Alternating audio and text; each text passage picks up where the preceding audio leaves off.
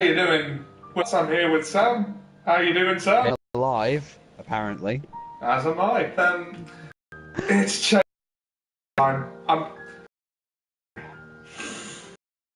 It's Yeah, just we feel free pledged to do the yeah. entire series. Watch this one. Like I'm gonna do it. Look, fuck it, Ollie. They knew what they were signing up for. You all knew what you were signing up for. Yeah. Let's just get this over with, and let's hope that no one pushes dog shit through our windows for doing this. Let's hope indeed. Oh, did I tell you I saw VR scented candles in game? You did. Yeah, there was a Skyrim one that apparently smells like snow and mountains and stuff. I can just go. I know I live in Scotland, so I can literally just go up Ben Nevis and do that. Cool. There was a Fallout 4 one, I don't know what that... I imagine that's supposed to smell like a nuclear wasteland. Apparently there was a Resident Evil one that was meant to smell like rotting flesh. But it makes delicious. the rooms smell like that, to aid immersion in VR. So they're actual candles? Yeah, scented candles. Okay, I'm just trying to make sense of it, because what exactly makes them VR? Well, no, they're not VR candles. They are actual candles that you light when you play a VR game. Oh yeah. Don't get me wrong. I get that. It's just more. They're called VR candles. No, but there's not really anything that makes them virtual reality. Like it's not like a program. It's more part of the branding. Like I said, Skyrim. It's a Skyrim VR candle, as in it's a candle that you light when you play Skyrim VR. Well then, Ollie, it's time I make the Sonic VR boot. The boots you wear when you play Sonic Forces in VR on the moon. Alright, let's just get this over with. Spoken like a true man. Easy mode when enemies are weak. You know what? Let's just play this on easy. You know what? Do it on easy. We're here to get our story on and just get it on. We're not here to enjoy this. Well, I just want to get through this game. I don't care about all the extra stuff like I did last time. Like, we can have a normal and proper playthrough when we get to Kingdom Hearts 2. Yeah, and this is just a suggestion here, Ollie, just, feel free to take this one on. We could not.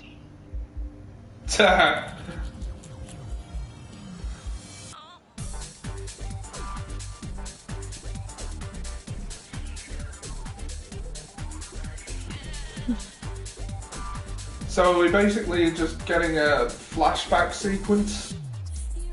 Yeah, you see, all this game serves to do is explain who Organisation 13 are, and who Roxas is, and why Sora is asleep at the beginning of the second game.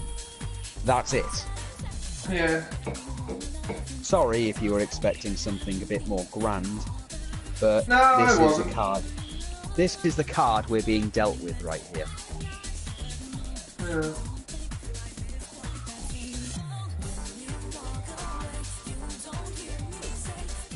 Keyhole! Gonna stick my dick in it!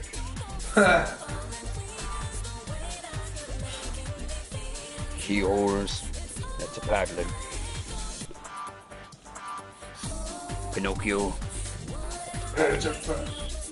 Paddling the school canoe. Oh, you better believe that's a paddling. Well, let's just get this over with, and then meet our enemies with give thunderous applause. Ooh, Maleficent gets stabbed. Oh no, she has been stabbed.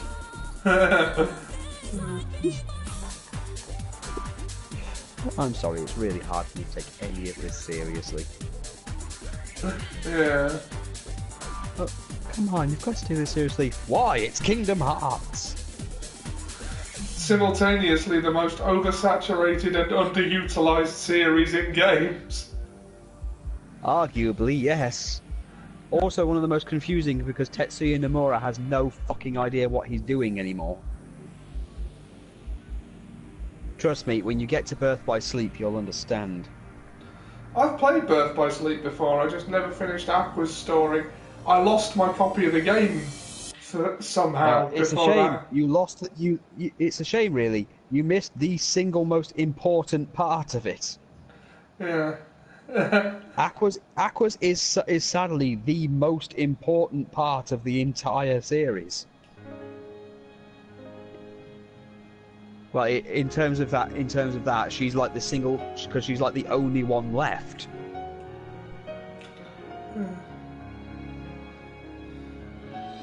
Well, hopefully we'll get all of the Kingdom Hearts games done in time for Kingdom Hearts 3. So we've got a few years yet. Yeah. Uh,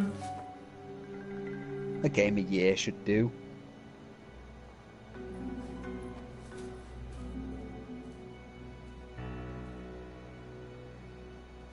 I mean, don't get me wrong, we can get the movies done in one session. Along the Yeah. road ahead lies something you need.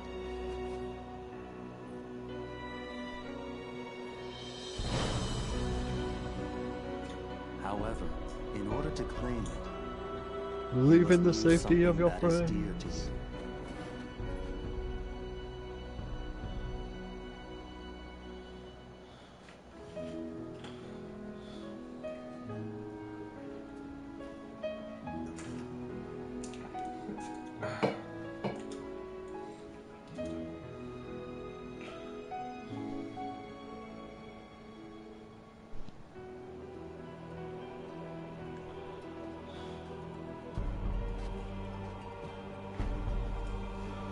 are we gonna crash that castle? The sad thing is that castle is more important than they're leading you to believe it to be.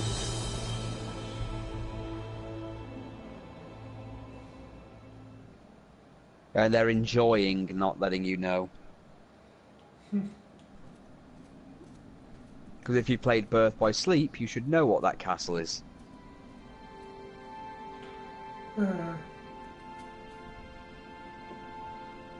I can't remember. Good. Good. Let's keep it that way. Spoilers.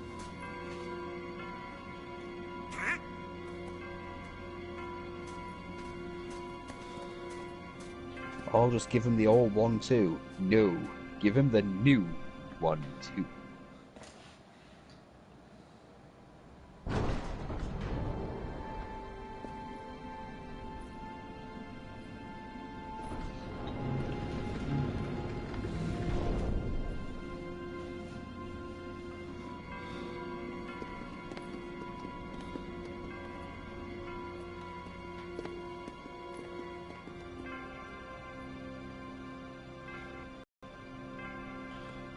Hey, you think it's okay to barge in? But we gotta do it if we're gonna find the king. Huh, what a The nice king? castle. King Mickey's here? Shame if it was crashed Something and just knocked told down. me he'd be here, okay? We gotta find the Really? king. Because Oh! now that you mention it, I was kind of thinking the same thing. Oh, gotta find the king. Seriously? Oh, Me too. Oh, my boy! Look at this castle, and I just knew. Our very best friends. And Sora's balls have dropped. Guess great minds think alike. oh. Wait, What hey, a message, hold on. what a change. It can't be just a coincidence.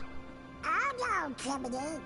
You don't mean I can't that. hear you, I'm Yep, not deaf. I I don't had think it that's too. real sign I had language. the exact same feeling. Gorge, maybe it's contagious. No, something screwy. We gotta go take a look. All right, Where are you going? that way, to the door. Are you scared? Ah, don't be ridiculous. Come on, let's go, Goofy. Hey, fellers, shouldn't we shut the door behind us before we go? Sora! Quick, we must break into my nemesis's That's lair. it. Who are you? Ah, yes. Thunder. Come on. Thunder. Thunder. Thundercats. Come on. And it's Thunder. done nothing. Fire. Don't worry, Sir Donald. This happens to a lot of guys. Why isn't it working? Can't perform under I should pressure. think it's obvious. The moment you set foot in this castle, you forgot every spell and every Oh, ability. he's forgotten you all ever of his knew. magic. In this place, to find is to lose, and to lose is to find. That is the way in Castle Oblivion. Castle Oblivion?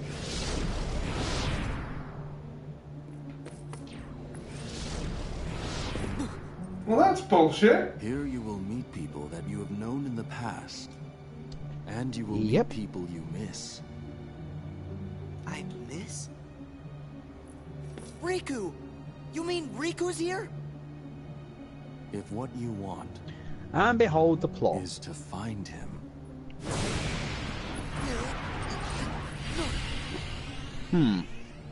Other people? Does that mean there's Riku? Why do you...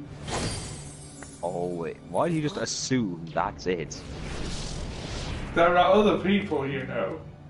What'd No, you there do? isn't. There is only him. I merely sampled your memories. Riku is the And from only them, person who I lives. made this.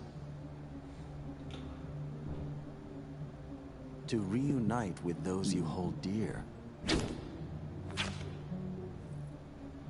What's this? A card? It is a promise for the reunion you seek. Hold the card to open the door, and beyond it a new world. Proceed, Sora. To lose and claim anew, or to claim anew only to lose.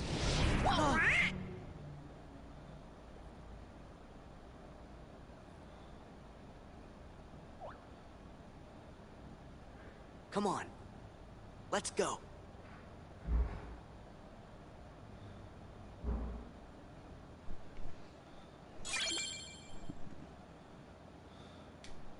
Oh, he gave you a trading card. Yeah. What's the matter, Sora? The rest of the world doesn't accept your stolen credit card? Yeah.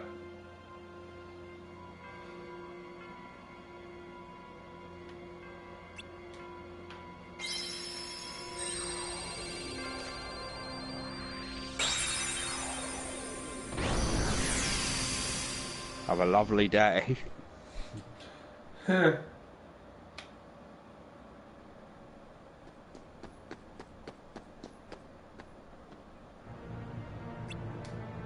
This can't be right. Can it? Travis Town. What you see isn't real. This reality isn't real. It's an illusion created by your memories ingrained in that car. Yeah, you'll also notice that a lot of these worlds are a lot smaller than what you'll probably remember them. Yeah. So that means this shouldn't take too long then. Well, you So- say that, and you might be right. So let's see. Ah, hey Jack. So here we are at the Castle of Opaque Distress. Master the cards and their strength will be yours again.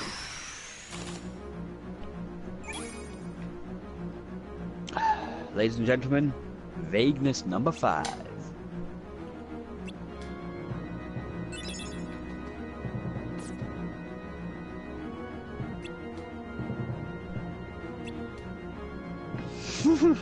No, you've turned him into a trading card.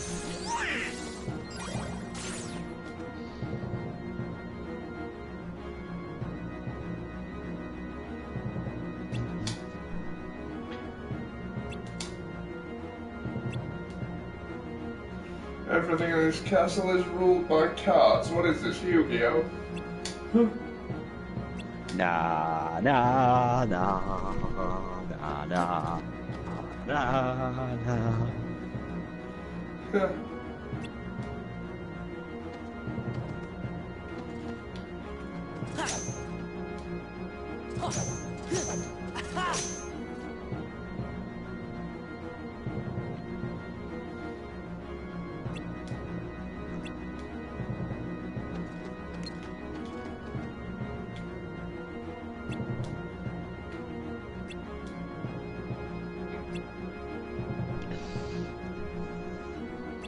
Yes, Organization 13, teach us all of the things. It's not as if you could defeat us by changing the rules and then taking advantage of our confusion.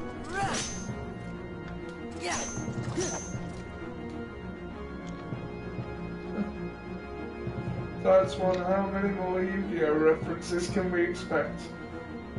Oh, I don't know. We'll play it by ear. No more cards, and without them, no more power.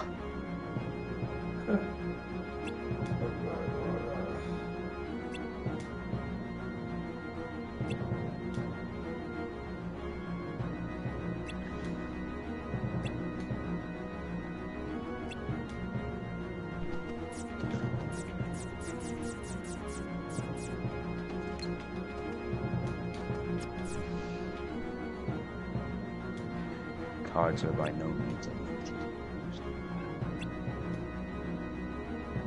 Choose. Use bombs wisely.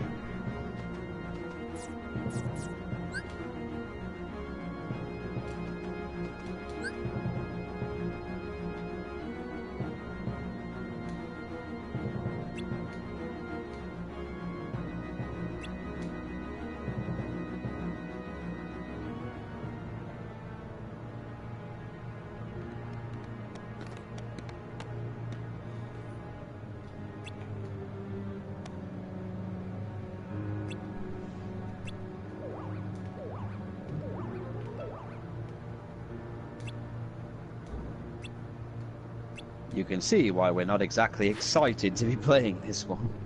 Yeah. Jack says, hey, can I join this at your earliest convenience? Is that alright with you, Sam? Yeah, go ahead. Alright. We're gonna need.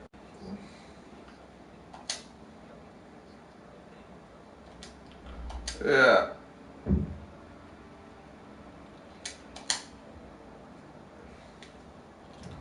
Yeah.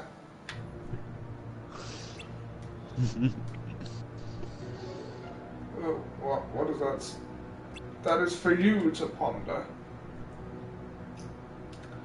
You go away to the castle, through the castle, but from here you walk alone. I walk alone. Yeah. Hello? Hello. Hello. How are we all? In great pain and discomfort? As ever. Oh good. yeah. With this, hell yeah. Yeah. I mean, we so I understand- both agree that this part of the Kingdom Hearts series, this game is not very good. But as part of the series, Well, we kind the of thing feel is- obligated well, the to thing do is, it. We've got to remember, over in the West, until recently, this game wasn't really available in much wider market. It was the only way it was available was through the Game Boy Advance, and very few people had that to wanted to play that. I've only played Kingdom Hearts 2, so the only thing I know of this game is that it was not very popular. That is literally the extent of my knowledge regarding Chain of Well, Memories. the problem is that people go from 1 to 2 because that's how they were released, and then there's a fuckload of things that are just never explained. And then this game has the goal to pretty much go, oh yeah, you want all the answers for why Sora's lot asleep in 2, or why any of this stuff is important when they weren't important in the first game. Yeah, this game is literally there to just do that. And most of it is just recycled levels. I mean, this is literally just a recycled level from the first. Yeah, it's pretty much if this were a movie, if the Kingdom Hearts games were films, this would be filler. Well, you say that. Well, no, filler would seem that nothing happens is important. The problem is, it's a bad game. and a boring story, but unfortunately it has really important stuff. Things I never understood why you needed the... I never understood why there had to be cards. I did not get the purpose behind that. I realised I probably sound like a noob and all, but... I realised I sound probably like a something noob. goofy in attack mode! Well, I guess that's as good a purpose as any behind it, so that people could do Yu-Gi-Oh! References. I think because it was, you've got to remember again, it was ants. So I'm just gonna put it down to they literally did it because they felt they had to. Yeah, they had to limit if they had to limit it in some capacity, this was the way they were going to do it. Yeah. Oh, it seems out of our booster pack we have found the Tranquil Darkness card. That does actually sound goofy. That does actually sound like a decent. That does actually sound like a decent name for a Yu-Gi-Oh card, don't you think? Yeah. Reminds me of my secondary school days. Some friends of mine got our hands on some cardboard and pretty much designed our own cards. Most of them we named after ourselves. To be young again. Did you ever do that? Let your imagination... I remember. We just went on YugiOhCardmaker.net with pictures. I like how we just destroyed, the mystique. Oh, child's imagination. Did you do that? No, there was an app that did it. Killed our imagination dead. No, we used actual pictures of ourselves and put them into cards. You could type in the text and everything. It still sounds better than It says you can't use cards that you made at home. I made these at work. Tell you what though, if I ever made any cards that worked, I would be understandably unemployed. Yeah.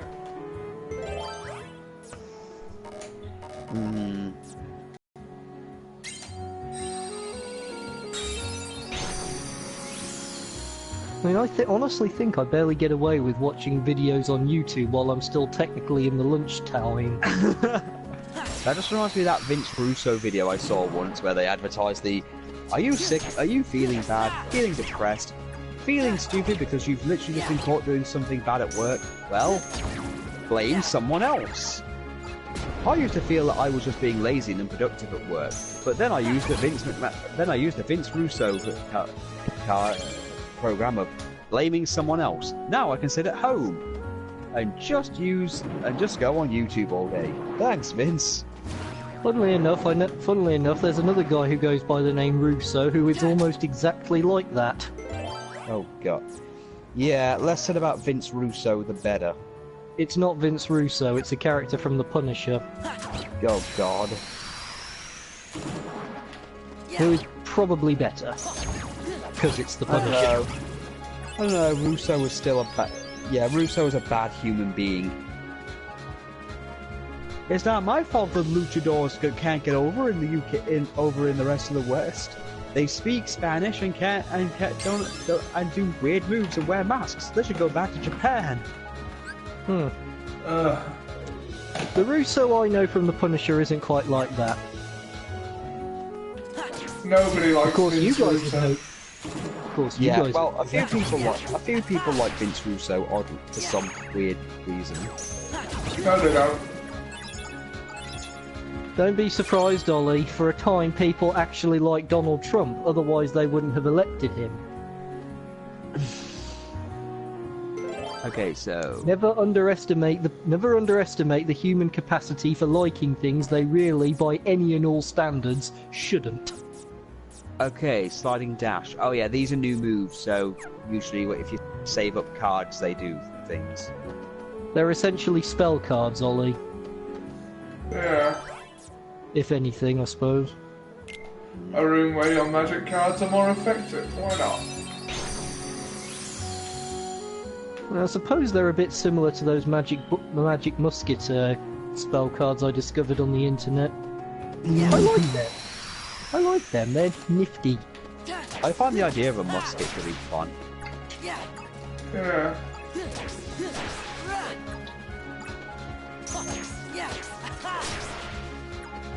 I've actually heard one being fired. I just thought, before Ollie discovered the Percy Jackson movies were a thing, one of the things, he was making his own series. Oh, the books. The movies were terrible. Yeah, well. In fact, after I've done the Dragon Ball fantasy filmmaking, I'm going to do a Percy Jackson series. Well, Ollie, remember we had the Victorian man who got killed, who we were going to have killed by a Minotaur while he fought because he tried to shoot it with a musket? Yeah. Well, muskets work in the, what's the word? Oh, it's the tip of my tongue. Tremors, that was it, the Tremors film.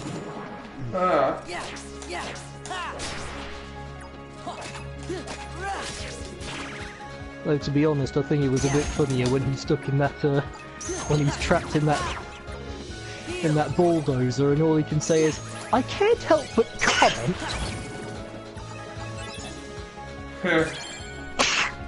They'd all Teaming got trapped. Darkness.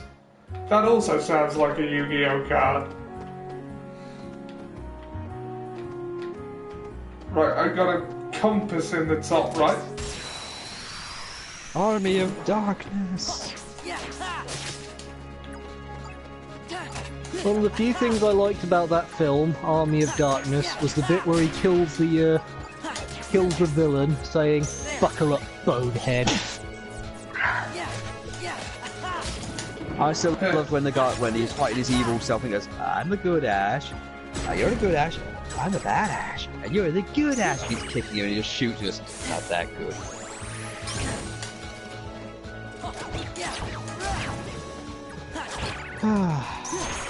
I think there was an alternate timeline to that where he slept for too. There was an alternate ending to that where he slept for too long and became the last man alive. I thought that was the default ending they went with on the VHS. On the VHS, the actual ending was that he wakes up, he's sleeping in the car, wakes up with a massive beard, and then goes outside, and then there's like Big Ben's destroyed. Like, no, I slept for too long. And then the alternative ending on the VHS was shown after the credits, that shows a bit where he rides off after, you know, the movie's over, and then he wakes up in. He's trying to explain the story while he's in S-Mart. And he gets attacked by that thing. Like, who the fuck are you? Hail the king, baby. I thought that was the actual ending. Honestly, I think it's probably because it was a better ending than what they went with that it probably ended up becoming the true ending. Oh, I got the wrong.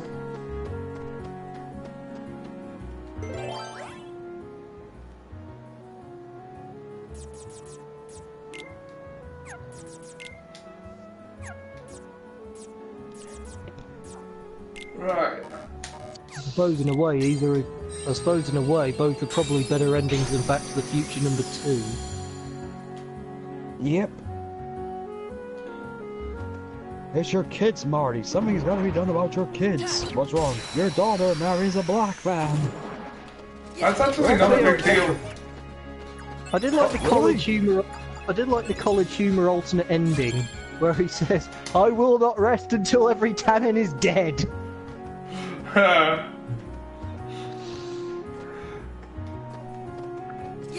Yeah, the Tannins have been giving the McFlys trouble since the beginning of time, apparently. Why don't you just go back in time and wipe them out from history then? The historical implications would be... Yeah. That's kind of the problem with time travel. Well, technically speaking, you wouldn't be changing time itself. You'd literally be making a new timeline. Yeah. I suppose in a way, Biff did actually do some good in the first film by giving Marty's dad the motivation to stand up for, I keep forgetting her name. For his future wife. Yeah, let's call it future wife. I'm not gonna lie, I did like the bit where he'd spent so much time being terrified of Biff, and then finally, faced with the moment of truth, and he just has to say, "No, Biff. You leave her alone." I like that. Yeah. Sure, it wasn't comedic, but I liked it. Yeah. Bring it!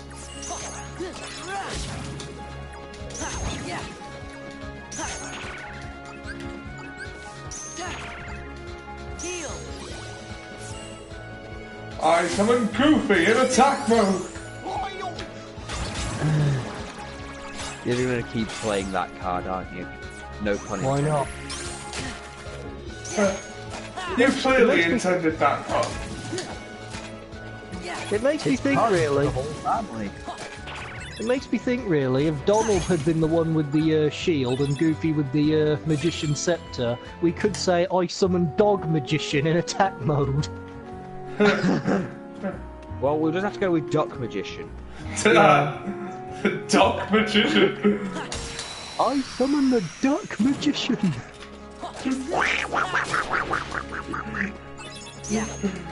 Which one of you did that? Me. Yeah, I would never make those noises, I don't think. That was a good impression. It was, actually. Goofy, attack now! No! Apparently not. For supporting us. Yeah, that's what they get for supporting us, real cute.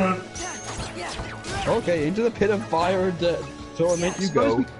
I suppose we could call Goofy the Fierce Knight. Yeah, Big Shield that'd be good. Goofy. Alright, Big Shield. I summon the Duck Magician! Duck Magician! Duck Magic Attack! Big Shield Goofy. Well, come on, we can't forget the Big Shield Gardener. The ridiculous defense it had for its level. Yeah, Yeah, although and the I fact think that its they treated it effect and attack to kind of balanced that out. Yeah, except in the TV series they always treated him as a normal monster, I think.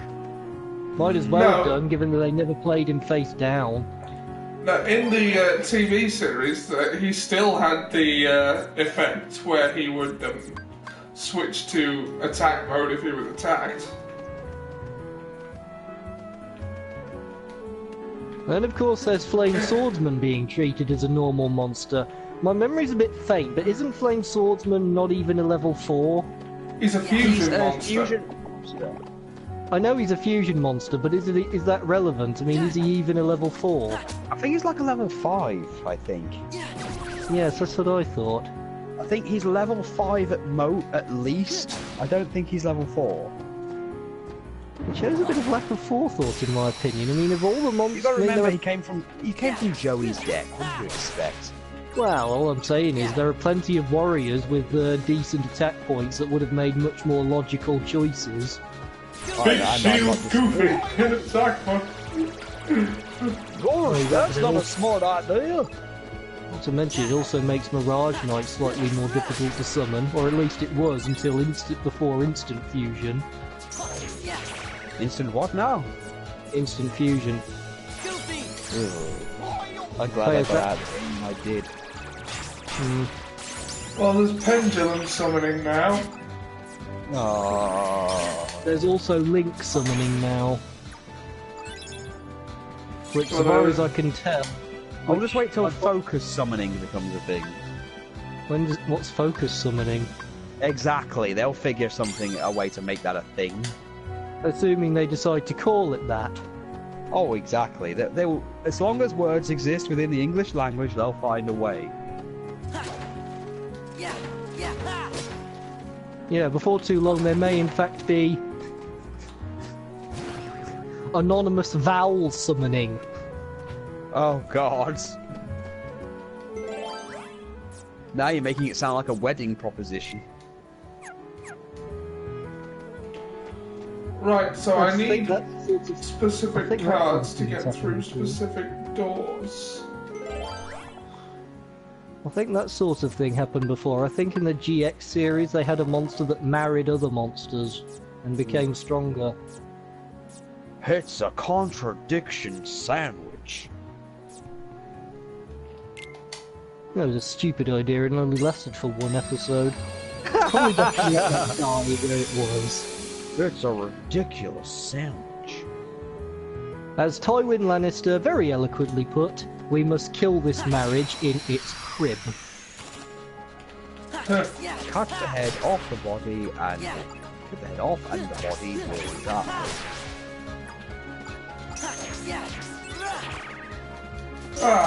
I found the Donald card. Nice. Doc Magician! Doc Magic Attack! It's Sonic Forces with the boost move, except instead of the boost move, it's Mario slapping a dick.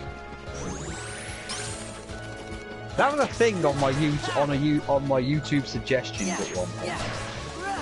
Right. I wonder if you're going to find a card that will reference Mirror Force. I don't know. I just forget things like the steamed hams, except instead of steamed hams, it's a keyboard.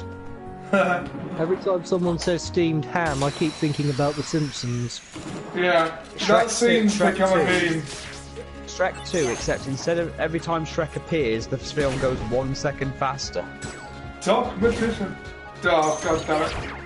It didn't work. Doc Magic Attack. It didn't work. They must have played Negate Attack. They must have.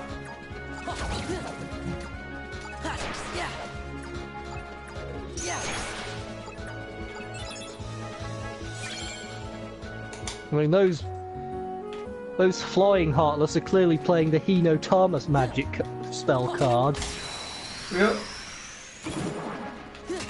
But would you say it sparks? I don't know, it looks more like fireballs than sparks. Yeah. Doc Magician! Doc Magic Attack! Let's just be glad it's not tremendous fire. Blah blah, attack move. Blah blah blah! Oh, I just saw your title, Let's Get This Over With, sigh. Yeah, we're treating it the same way Family Guy treated the Return of the Jedi. Nothing wrong with Return of the Jedi. aren't we? Let's just get this over with. I've just received a party invitation from someone who apparently isn't online. That's weird. I know. It's one of those chaps me and Ollie played Star Trek Bridge Crew with. One of them actually stayed in touch. Rejected. I need healing.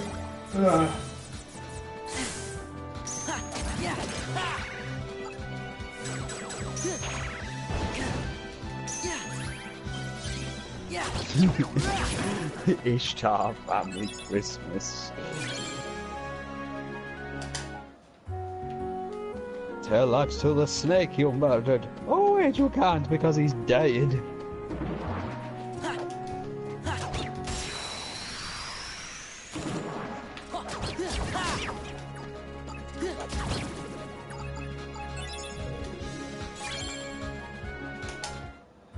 Oh, I've just thought about what we could call the final boss of this game. I'll try and hang on to it when we get there. Yeah. Got a Hopefully while to go. Oh, did you have to say a long while to go? Yes. I'd rather hope we could rush through this, given the fact that we're obviously not going to enjoy ourselves playing Well, this look, game. I feel the same way. That's why I've done what I don't normally do and put it on the easy difficulty. Yeah, So, that you was know. a good idea.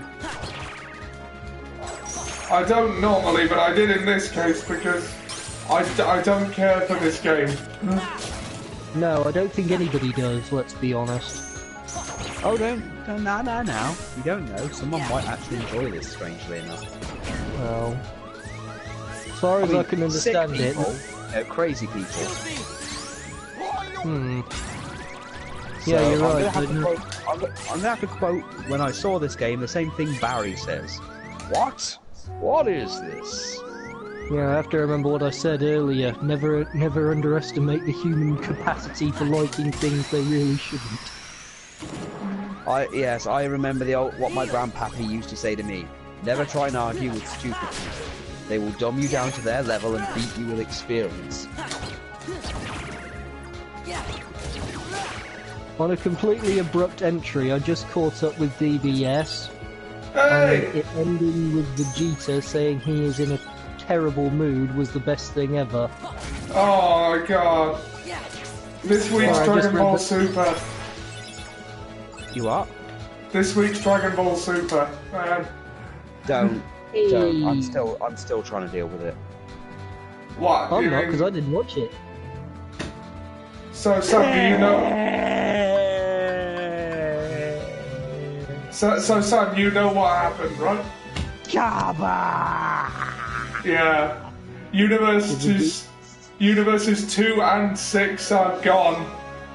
I Did know, Vegeta- and one of them seemed to be very happy about it. Did Vegeta actually make a noise like that? No, he never No, I'm would, just but very- he said he was in a well, he's visibly pissed off. I know. For some reason, I can't see Vegeta making a noise like that when he's in a bad mood, and yet at the same time I can very easily. I like to paint a very vivid picture like Bob Ross. Yeah, I'm glad Team 4-Star just simplified his rage by just making him get hurt and saying, "Fuck!" She was irritating for me. Yeah. I never found her that irritating. Well, occasionally I did find her very irritating, but I think it's the same with Kepler in that in small doses she was alright. Would you say that this game is open world, or just one of those zone-like games? It's zone-like because every time you go through a door, it creates a different world depending on the card you put in. Yeah. I wonder what Kingdom Hearts would look like if it were open world. Well, most of it is. It's not 100% open world though, is it? Well, no, it's open worlds, plural. Yeah. What do you think open world Kingdom Hearts would look like? Well, I don't think it would really work with the canon, but No, most assuredly not. I'm just curious. what would it look like? I think it would be good. I think it'd be interesting. If nothing else, it'd be an interesting experience. Yeah. Although, going back to Dragon Ball Super, the eliminations of universes 2 and 6 have brought the total elimination count up to 62. I checked it out. 42 of which were eliminated by Universe 7. I'm not entirely familiar with this game, but I'll call it a linear open world, like... Oh, I'm having difficulty pronouncing that. Ocarina of Time. Yeah. Funny, he can't seem to say that. You're gonna go in order of stages, right? I don't know, to be honest with you. I'm just going through doors and doing what seems to be the thing to do. Right. Doors Yeah, with to see crowns the- on them. Those are the ones I'm gonna... But do you think anyone will eliminate Jiren? Someone will.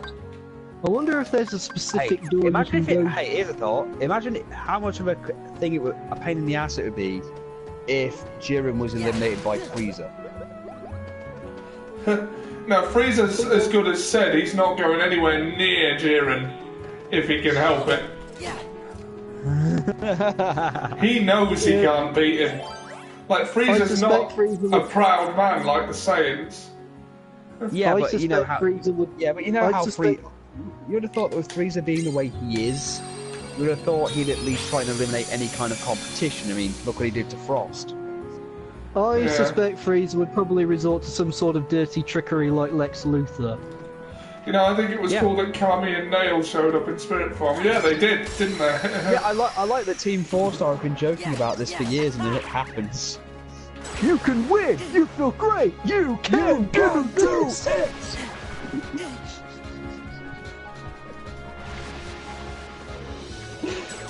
For the purposes of that thing, I suppose that Jack was Nail. Yeah, I'm too too young to be Kami. So I'm Kami. Oh, that's just great. Well, you are older than me, aren't you? Although my mental age probably has 3 or 4 digits. So senility works then. Possibly. Oh, I'm I getting see. very, very tired very, very quickly. It would have been hilarious if they did a TFS type of approach. Alright, maggot, the kid protected you because you didn't dodge! Yep. Why didn't you dodge? Why can't I attack this way? Attack now before he gets chance to dodge! Damn you, Padlov! For those of you who don't know who Pavlov is, allow us to explain. Oh, damn you.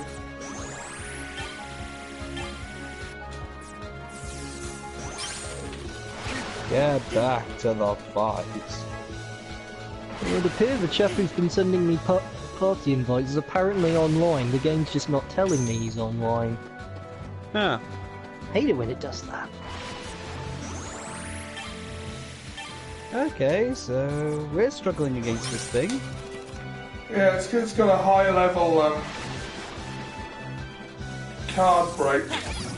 I'm trying to remember that there was actually a thing originally where you could, like, save up cards, like, save up 3 and use them in one attack. Just focus on your birds, buddy. Acquiring birds.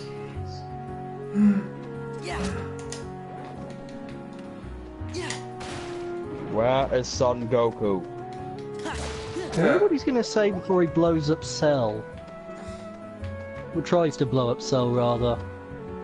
Yeah, well, emphasise on the tries. Yes.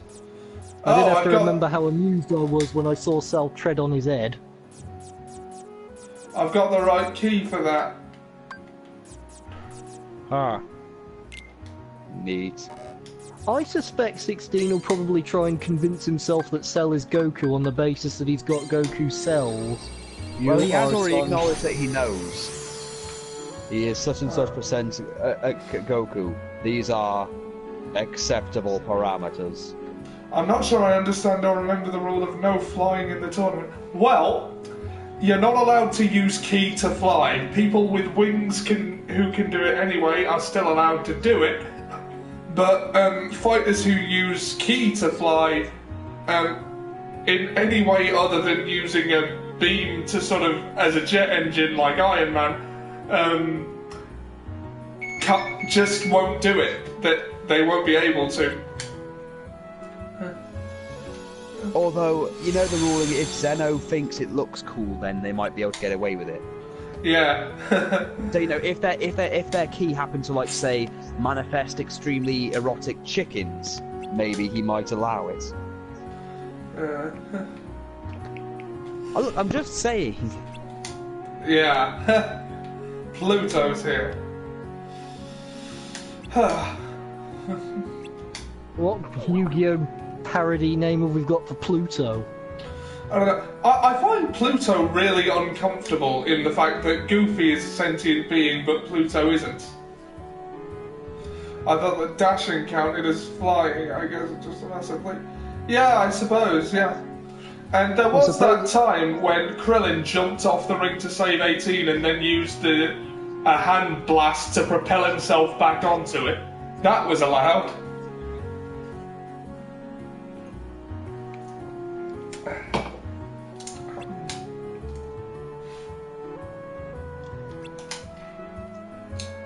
They were chasing after Pluto, and that's how we ended up in Castle Oblivion. But aren't we in Travis Town? Well, it's not really. So do you guys think of Pluto as a planet, or no? No, Pluto is not a planet. It's a small celestial dwarf. Yeah. Do you want to know? Do you want to know what is a planet? What? I'm not going to say it. I've just thought better of it. Yeah.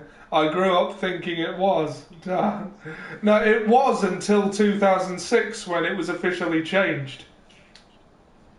You did get the joke I just made, didn't you? Yeah, I got it. You better be careful. It's the heart.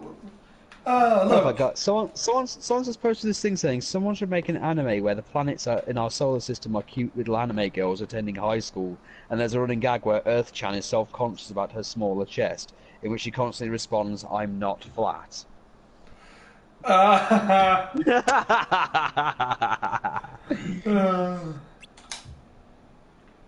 and then there's Mercury always commenting about how hot she is.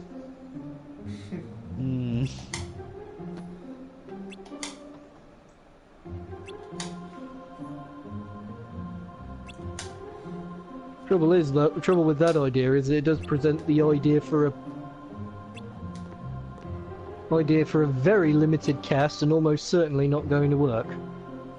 Yeah. Like, I don't know, maybe Earth goes out to lunch with Mars or something.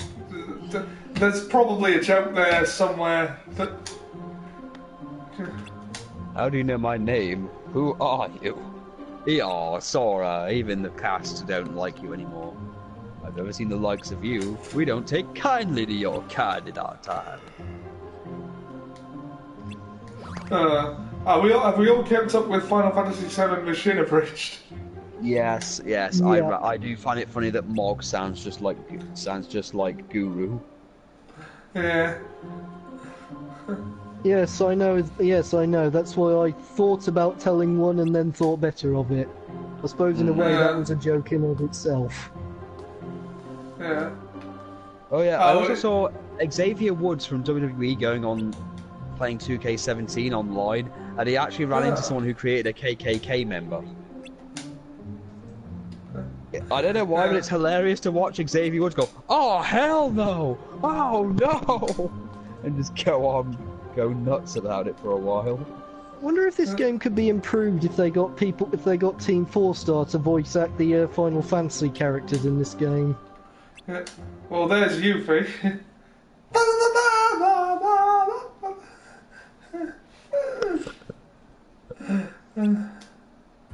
We are going to the dog saucer. We are going to the dog saucer.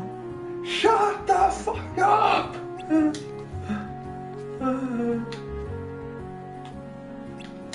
I thought Barrett was a bit out of order. Yeah. You gotta remember that part of the game though is a bit, that's literally like the last major part of story he gets. Oh, for fuck's sakes, 19! Power fucking punch! Ow, ow, ow, ow. I have done. I would cast Peter Capaldi. You know why. I think my favourite Barrett line is probably...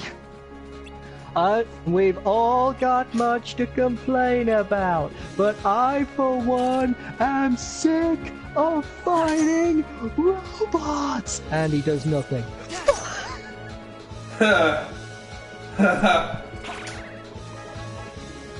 Also, the fact that Kate Sith sounds like...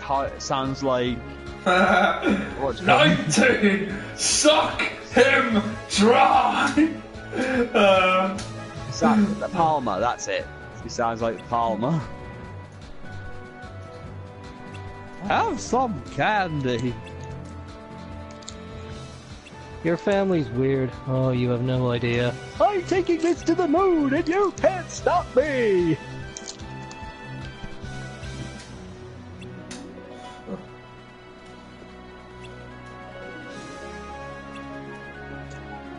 I wonder what it's Leon, right? Yeah. I wonder what his abridged version's gonna be like. Well, he's not in Final Fantasy VII, so... Oh, okay, forget it then. He was in 8. He's going by Leon now, but his actual name is Squall. And he was in Final Fantasy 8. Actually, think his name was Squall Leonhart, so is his name now Leon Squallhart? Well, no, the Jiminy's Journal actually says his real name is Squall Leonhart, but changed his name for some reason. Maybe because this time flying through space in a spacesuit isn't going to save Renoa. Yeah. Combo attacks are the only benefit of stocking cards. That's the thing I was talking about. Sorry, what were you talking about? Basically Leon in general. Because he's very little like his actual Final Fantasy counterpart. Yeah. One thing, he talks a lot more. And he's constantly miserable and annoying.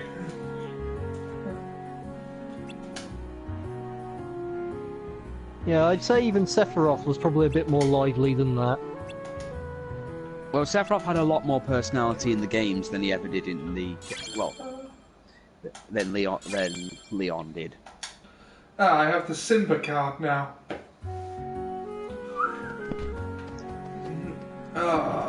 Trust me, the stocking cards thing will be very useful against bosses at some point. Yeah, I can see why. Those Well, it's not just the combo thing. Sometimes if you get them to a certain value, then you get to a certain. Have constant 7s to defend with. So, Goofy, an attack. Oh, big shield guard, Doc.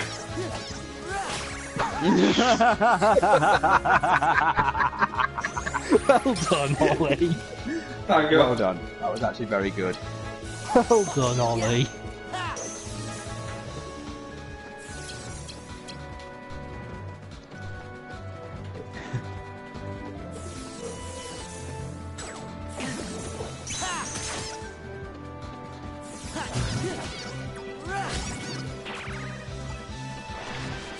I'm still getting invitations from this chat we moved from Bridge Crew.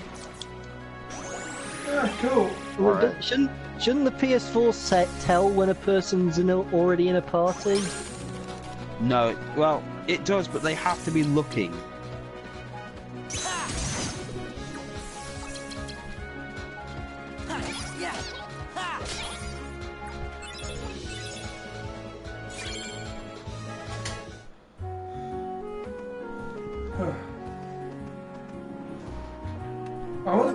Why is there no way to heal outside of battle? Oh wait, there is. Health pickups. You didn't think there wouldn't be any, did you? Honest names for sitcoms. Friends has been redone as White Asshole New Yorkers. Well, that's what it is. Mm-hmm.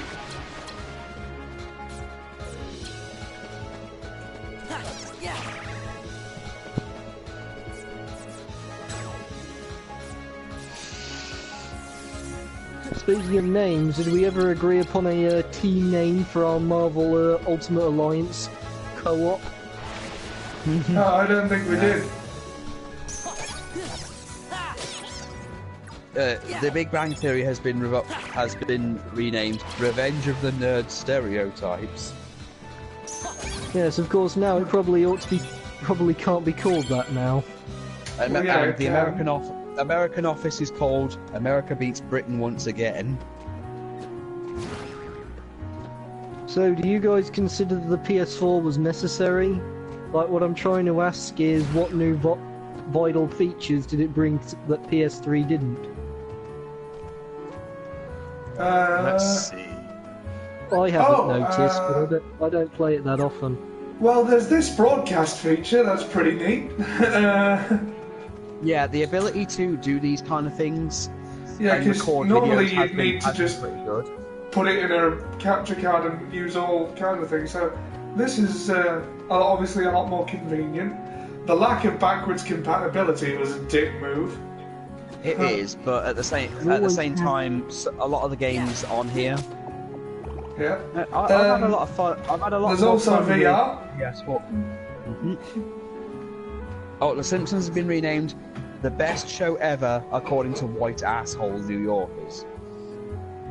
I'm starting to notice a pattern here.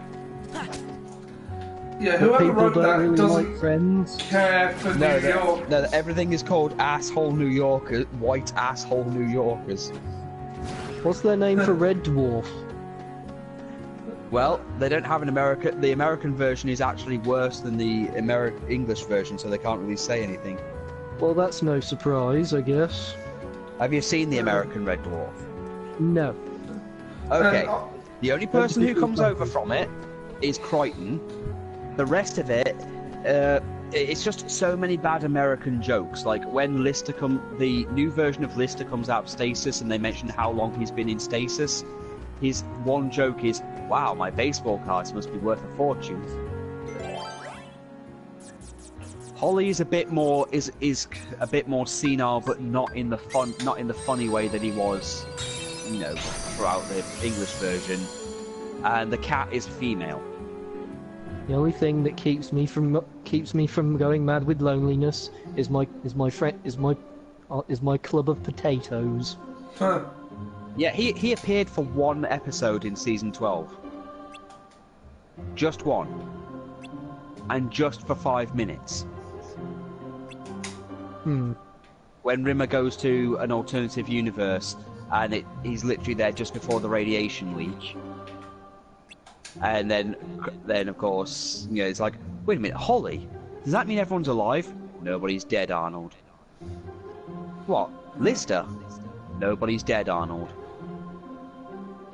What, Captain Hollister? All I have to Gordon, say is I'm Bennett, fed yes. up with Captain Hollister. America Captain trying Hollister. to tell the British how to English, like trying to say that Britain's English is incorrect.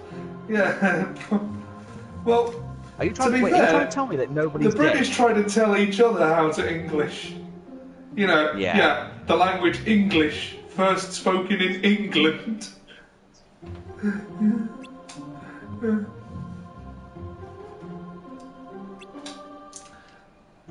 It's like there are so many different dialects even here, though. It's like, although apparently Doctor Who had to have subtitles in America, this is what someone told me, because people couldn't understand Peter Capaldi's Scottish accent. To be fair, you've got to remember It's that not even Scottish that accent- thick an accent. Well, I know that, but you've got to remember as well that Scotland has varying levels, and depending on where you go, it gets thicker and thicker. I mean, I can't understand a word my brother-in-law says at all, because his accent is so goddamn thick. I'm acting under the assumption that they can understand Dad Castellaneta's groundskeeper Willie accent, so he's very, very, very, very low in terms of how his accent. He's very basic. He doesn't even say Ken. Ken. I didn't quite say like Ken instead of no. That's literally, if he actually says like the word Ken. no instead of I don't know, instead of going I dinna ken. I dinna ken. I dinna ken what you're on about, hen. I didn't quite like their interpretation of a Irish accent. Seamus, we won't need you to speak anymore. What? Oh, this is your doing, Willie. I'll turn your grind to pudding. Oh, Scott. you speak like a poet, but you punch like one too. I know what you mean about not understanding someone else's English. Yeah. Oh, I've been trying to learn Japanese for the last few weeks with the Duolingo app on smartphone.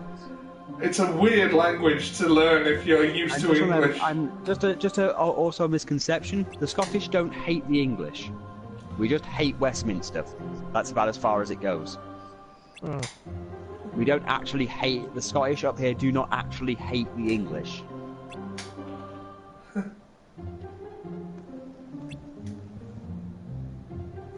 I know what you might mean about not being able to understand someone else's English. Well, up here, if I travel to Glasgow or somewhere, I have to have my wife with me as an interpreter, because there are some words I can't understand. I mean, it took me a while until I learned, I dinna ken, because one of my wife's friends had a very thick Glaswegian accent. And I think one of our relatives has an Aberdeenshire accent, so it's a bit different. Oh, so there's California talk. Yeah, no, for sure. There's one yeah, thing no, which for there was sure. one. Yes. No, yeah, negative is a definite. There was one thing I found particularly amusing. That one episode of Marvel Agents of S.H.I.E.L.D. where Agent May went to to sit amongst a conversation between these two British chaps, and they were talking in such Cockney that they actually had to put subtitles. When did that happen? I don't remember that, and I'm up to date on Agents of S.H.I.E.L.D. Potentially not. I mean, it was an episode where Ward was still alive. It must have been a long time ago then. Was this Ward or Hive Ward? Before Hive. He hadn't gone into the... I think it was the same season he became Hive.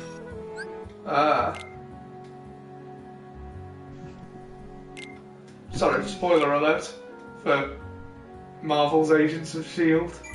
If you haven't seen that yet. I'm fairly confident they've already seen it.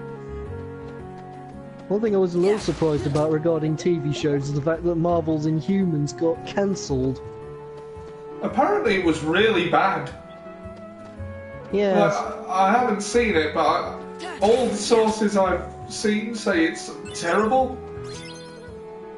Well, I did quite like their interpretation of Lockjaw, I'll say that much, but one negative comment which they never seemed to improve upon is the fact that a lot of the characters were hideously underpowered. Underpowered? Yeah. They had Black Bolt make a noise after he got tasered in the second episode, and all he did was knock over a car. Black Bolt could destroy a city with just a whisper. Well, they're not going to do that on a TV budget, are they? And they probably shouldn't have been doing it in the first place. Not to mention they gave Medusa a haircut so she couldn't use her powers. The point is it'll make ad money, Jack. That's always been the point and always will be. Well, it's because of that the series... Well, it's because of that in my opinion, the series has failed. The point of the show is to sell ad time so it makes more money than it costs to produce. Oh my god, I'm sorry. Would you say they've accomplished? What? Would you say they've accomplished that task on the basis that the series is now cancelled and now? No, I would not. And it's I'm sorry, it's just like listening to someone who logistically knows how television and film work, arguing with a fanboy.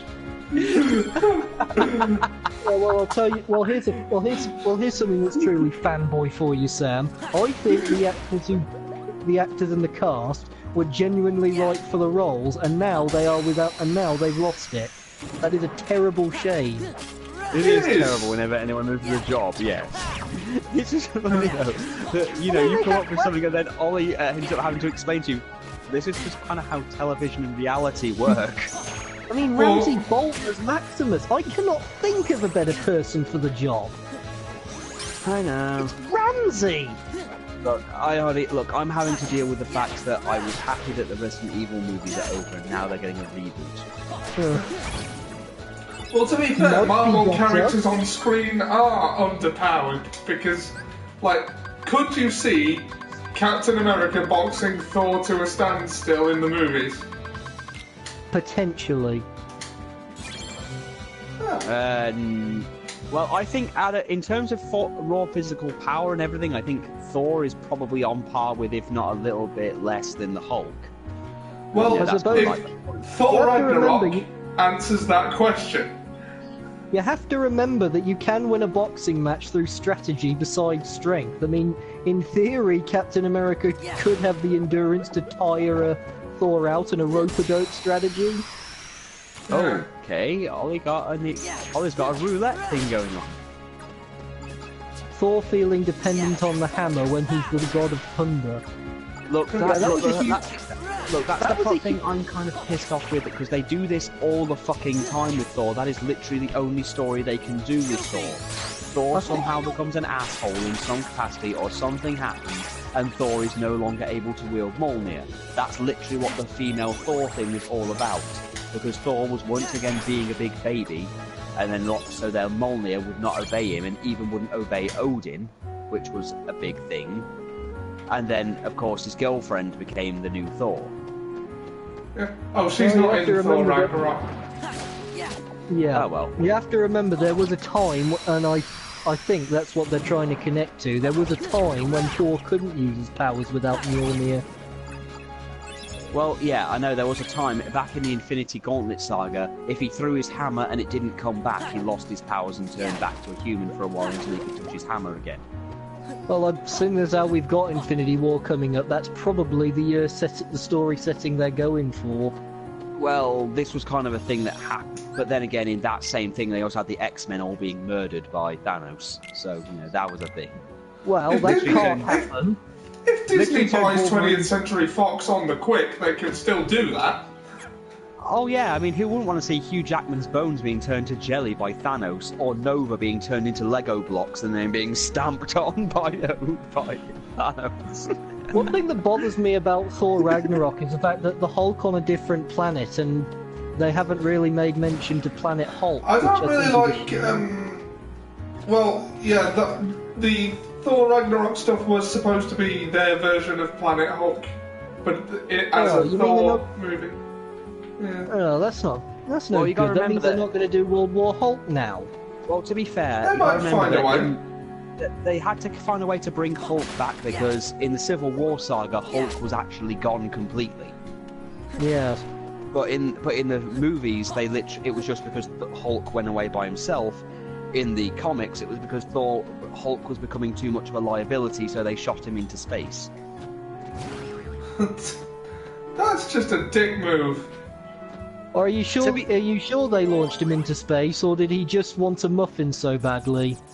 No, they literally launched him into space to get rid of him, and at the time, Thor was missing. So Reed Richards built a fake Thor, which turned out to cause a few problems during the Civil War anyway. Well, it's not as depressing as that Hulk the End comic. Well, to be fair, the fake Thor, the whole point was he was meant to apparently act the same way a policeman would in certain situations. Fuck you. And you know what? Fuck you too, buddy. I don't know who this chap is. Yeah. I mean, they literally have it so that Black Goliath tries to attack fake Thor, and then fake Thor basically murders him. And then Spider-Man's like, wait a minute, you told me that Thor couldn't kill anything, so why?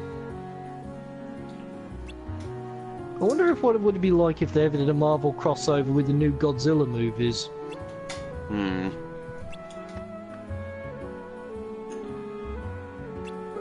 So are we basically just going to go from room to room, encounter people? Hello there, Pete. Yeah, that's pretty much all this is. Oh god, what is the point? Try and find the right room. Maybe it'll let you progress without going through the others. No, there's definitely an order to it. You get the key from one room to another. Ha ha ha! I love you, man. Good to know.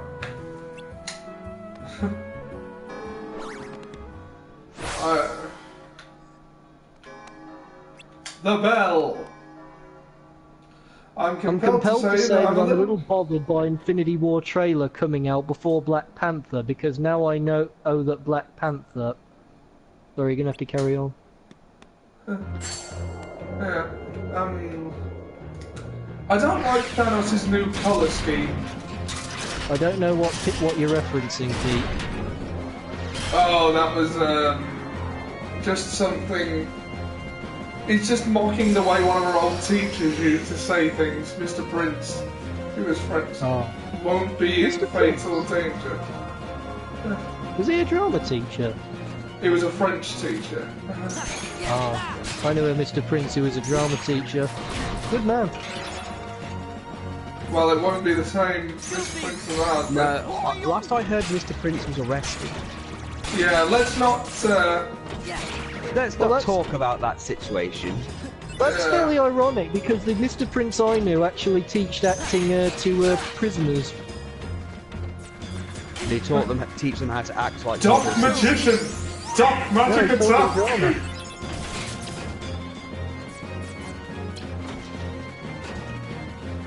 Is this the first boss of the whole game? Yes, this is the first boss of the whole game. It's also the first boss of the last game, if you don't count the, I already knew that. I was more interested in how long it took you to reach this boss. And then I started to consider how long it will take for you to reach the next one.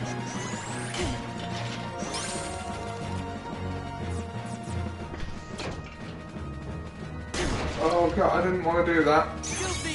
You probably Big didn't know. shield guard dog. Ori Calco's Purple Shuneros, attack!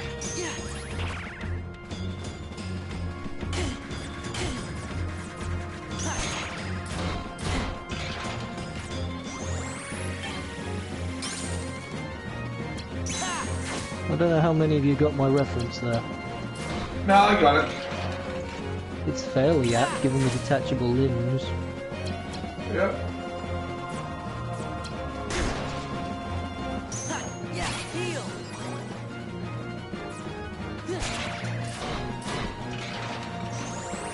Ah, damn it.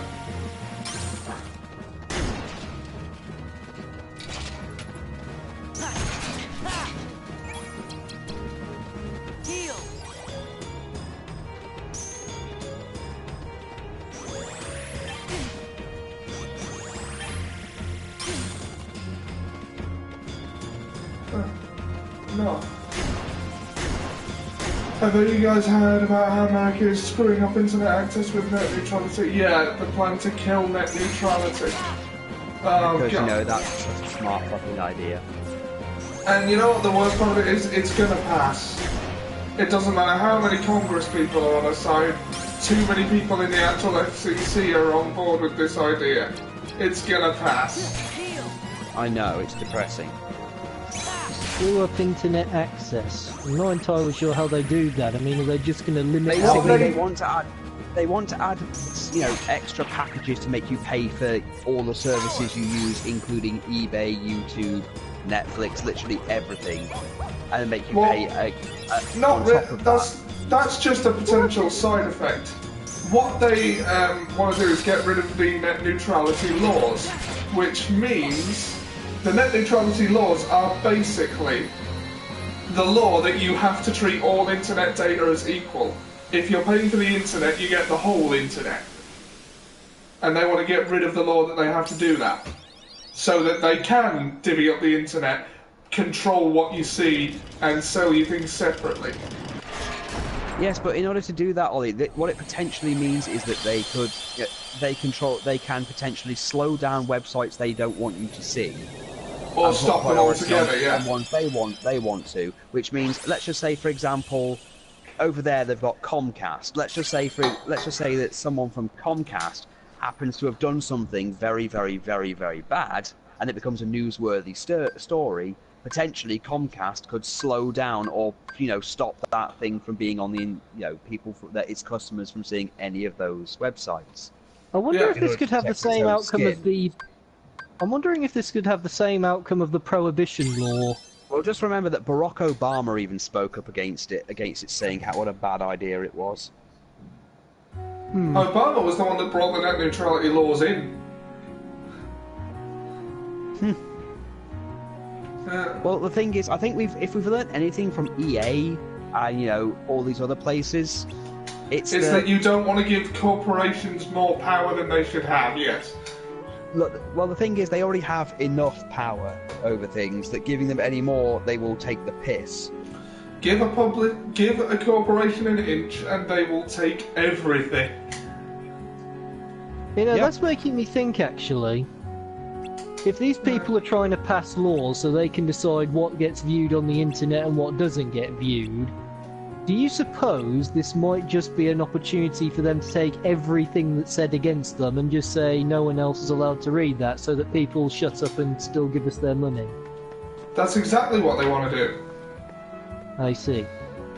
Yeah. Well, basically they want to abuse. They just want to, well, go completely ragtag nuts. And the problem is, they want to stop.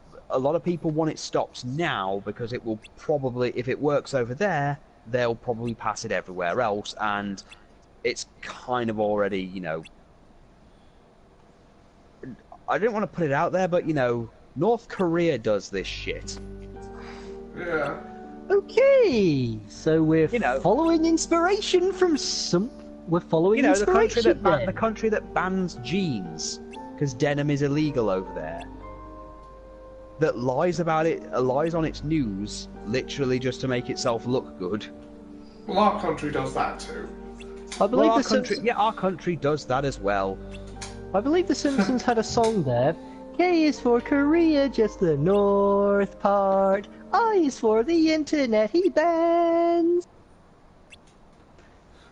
Well, it's just the things that they'll lie about claiming they won the World Cup even when they didn't. There is some sort of hope in that a lot of really big and powerful corporations in America kind of depend on net neutrality to us. Like YouTube, Google, eBay, Amazon, eBay, all those... Netflix. Yeah, all those corporations could really do with the net neutrality laws. Oh, Amazon and Google, don't forget Amazon and Google, who are really fucking powerful. Yeah. Yeah, Well, I remember that. I remember that. Google, okay. Yeah, then there's that. That reminds me of another Simpsons joke. Google, you may have enslaved most of the human race, but you're a still fat damn fine search engine. But yeah, the thing is that YouTube and, you know, I know their jeans are illegal somewhere. Yeah, basically they don't approve of denim in North Korea. Nobody knows why, but As for Yeah. Hong They also execute you if you celebrate Christmas. see, if people have to pay extra to have access to certificates, that will kill their business. I know I'm not buying a package for email, etc. Netflix are raising their prices, I know. Yeah, I know Netflix has already raised their price and everything. It's a pain, but you know, at least I got some use out of it this week. Yeah. The Force Awakens is on Netflix. Oh yeah. I mean, I finished watching Big Mouth, and you know that was hilarious enough.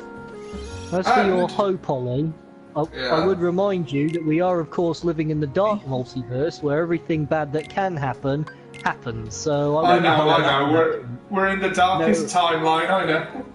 No, that's called chaos theory. It's literally bad shit can and will happen because it can. Yeah. It's called chaos theory. I think actually that's called Murphy's Law. Anything that can go wrong eventually will. Also known as Sod's Law, or as I phrase it, the ancient law of Sod. What if it was made up by one person, a load of people, and it's called the law of sods? I call it the way of life that has become absolutely sickening and completely unworth living for.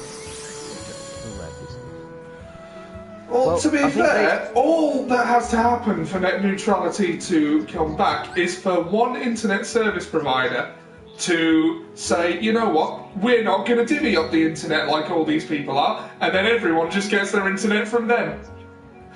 Yes. Yeah. That could happen. It could happen, but I highly doubt. That it will. Kneel before Sod.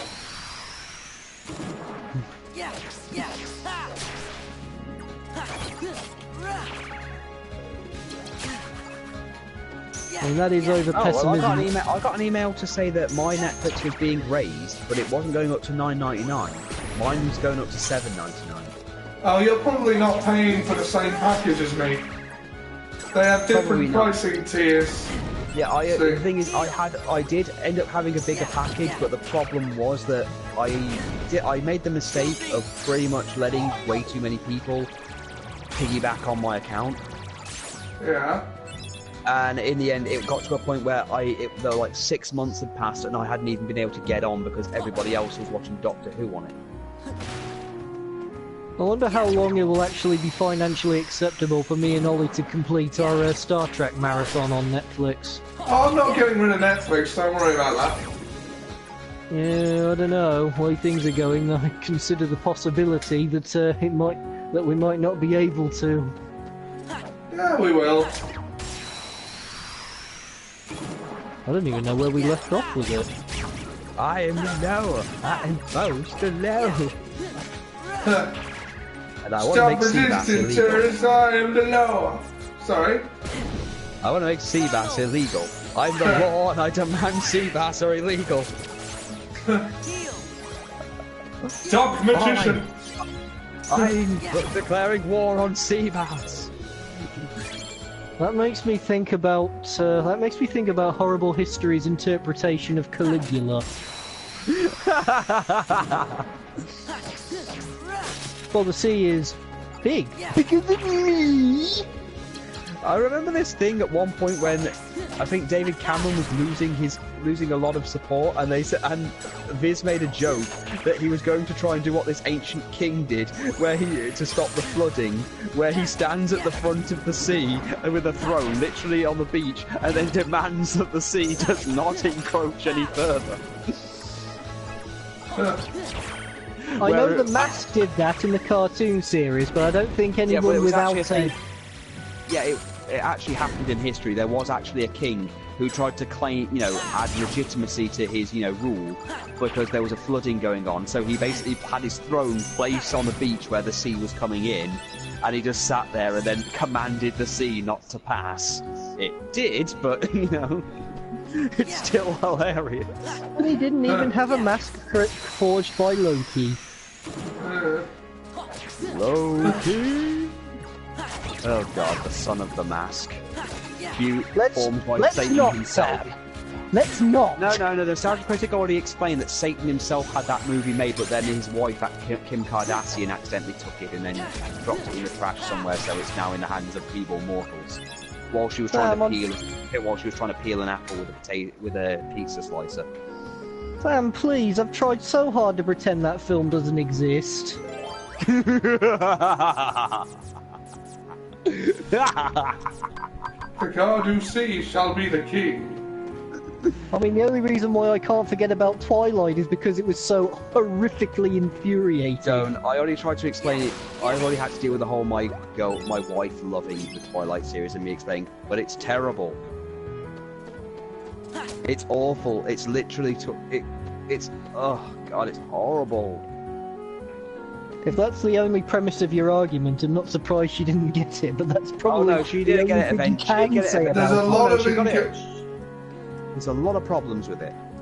Yeah. Ingrained misogyny not being the least of them. I mean, I remember there was this one YouTube video which described a form of torture, having all of the Twilight books explained to you.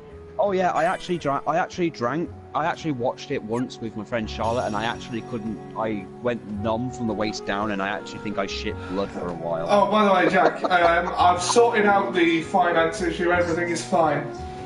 I know. Everything is fine, Dave. Sorry, just kneeling in an armchair now. Yeah, what happened was, the university effed up. Which wasn't my fault. I handed over the amount of money I was supposed to. They forgot about my Vice-Chancellor's grant, which gave me 50% off course fees. Oh, hello. And then they put all the money into my accommodation after I specifically asked them not to. Ah. And then I explained the situation. They're like, all right, yeah, our mistake, sorry. Yeah, it was good to see everyone. Well, at least it was just a mistake. What do you really want from Yeah. Well, we knew it was a Not mistake. critical one. You messaged me and told me about it, and I told you pretty much. Yeah, I knew it was a mistake. I was just worried I was still going to get kicked out over it. Hello. Yeah. But, that's the thing about being anxious about everything. So I know how little sense it makes. It's Axel! Well, technically it's Lee. Would like to test him. Oh wait, no, that's a spoiler. Never mind. My show now, Keyblade Master. Who am I? Oh, my name's Axel. Got it memorized? Sure. Good. You often wondered why all the people of thing. So 12 cutthroat roasts that 360 people dunk people into dumpsters, and there's this woman that's dressed in a ridiculous way that says if she acted her age she'd be dead. Don't you go off and die on me now. I often wonder why people in Organisation 13 have weird hairstyles. Because it's a Japanese game, Jack. Yeah. Yeah, I watched. The thing is, my wife had all the Twilights, but I'm pretty much. I did get the parody movie for my wife. You know, the Vampires Suck movie, just to take the piss out of it. But then, you know, then my wife finally learned that, you know, the woman who played Bella had no personality whatsoever. What, Kristen Stewart? Oh god, Yeah, she's awful. It didn't help that I put on that Sonic the Hire video where Arthur from Ghosts and Goblins is hanging out with that guy from Golden Axe, and they hire 2 zombie prostitutes. And they go, I'll take the one that looks like zombie Kristen Stewart, and you take the one that looks like regular Kristen Stewart. They look about the same. No, don't you get it? The one with the dead eyes, the one that looks really dead and haggard and no expression, that's regular Kristen Stewart. Well, I thought the one over there was Kristen Stewart. Well, now I'm looking at it, and now I'm starting to see it. Ollie, pluck every one of his hairs out and stab him with it. Zombie Kristen Stewart.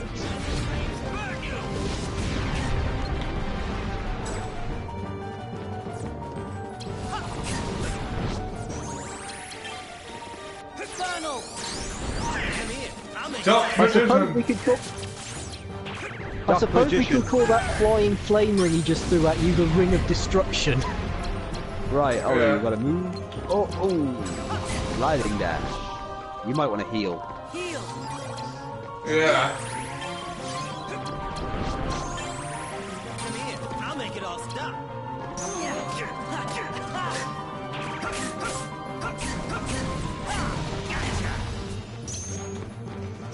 One thing I did quite like about Organisation 13, they were all in one form or another modelled on the elements. No, well, they were all people at one point, and then became people again later.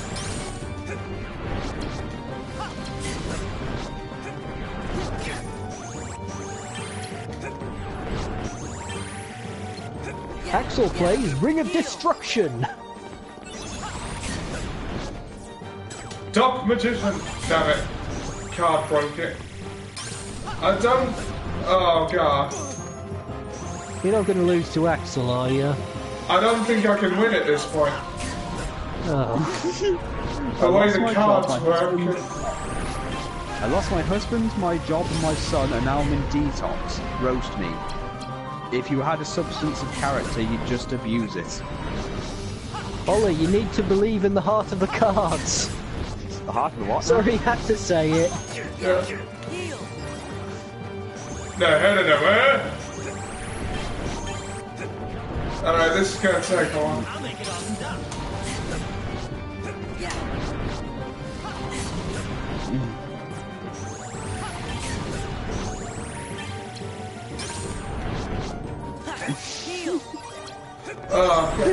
Lando and Jack. So there's this fat man and this black man just sitting there saying roasters, and he goes, Lando and Jabba the Hutt are now partners in crime. Those crimes include sending unsolicited dick pics and taking photos of random women in public. For some reason, playing a children's card game has become severely injured. For some reason, playing it shit. Right, what does Pluto do? Cards! Come here. I'll make it all stop.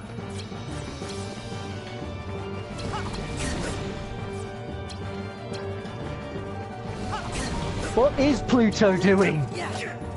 He Damn dug it, up Pluto, some... sick him! He dug up some cards for me. It helped. How much, though? A little. I mean, apparently Axel has unlimited rings of destruction, and he doesn't even seem to need ring of defense. He's quite the pain in the ass. Come here. I'll make it all stop.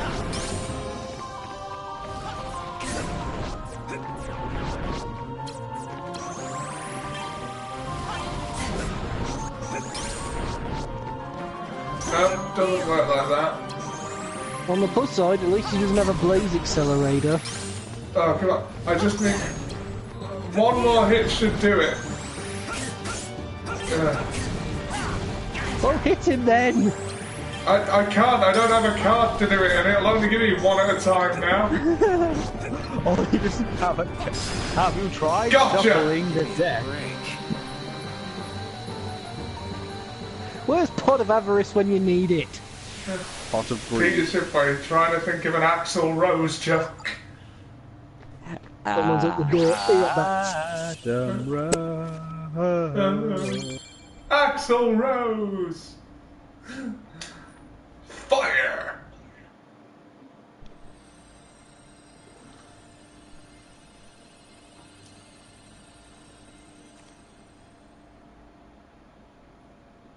Another one? What's it do?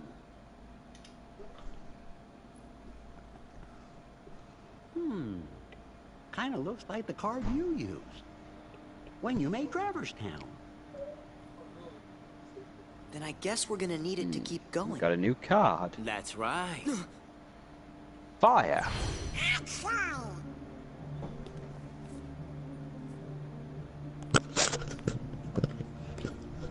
Did you really think after that introduction? Well, it seems you still have the immortal cricket with so you. Easily? Yep. You were testing us. And you passed. Congratulations, Sora. You're ready now. If Jiminy Cricket was so smart, he would have seen that. He would have seen that windshield You coming. will need to follow your memories. Trust what you I still would quite like to see Jiminy Cricket in a fight. Then you will Given the fact that he someone survived very everything special. in this game. You mean King Mickey and Riku? You will just And spent have the to whole give some time more writing thought to things who down. it He is must have that's most an important immensely to high you. survival mechanism. Our most precious Unless he's just memories hiding lie in so Sora's deep pocket within or our something. hearts that they're out of reach. Even But then, I'm sure I mean, that how you many can find how many yours, physical impacts has Sora taken? Why me? You have lost sight of the light within the darkness. And I it mean, seems Axel that hit you've you with how forgotten many that you rings of forgot. destruction? The light within. Yeah, I mean, yeah, you'd expect it to have at least 10. Would you like me to give you a hint? Sora, do you need it?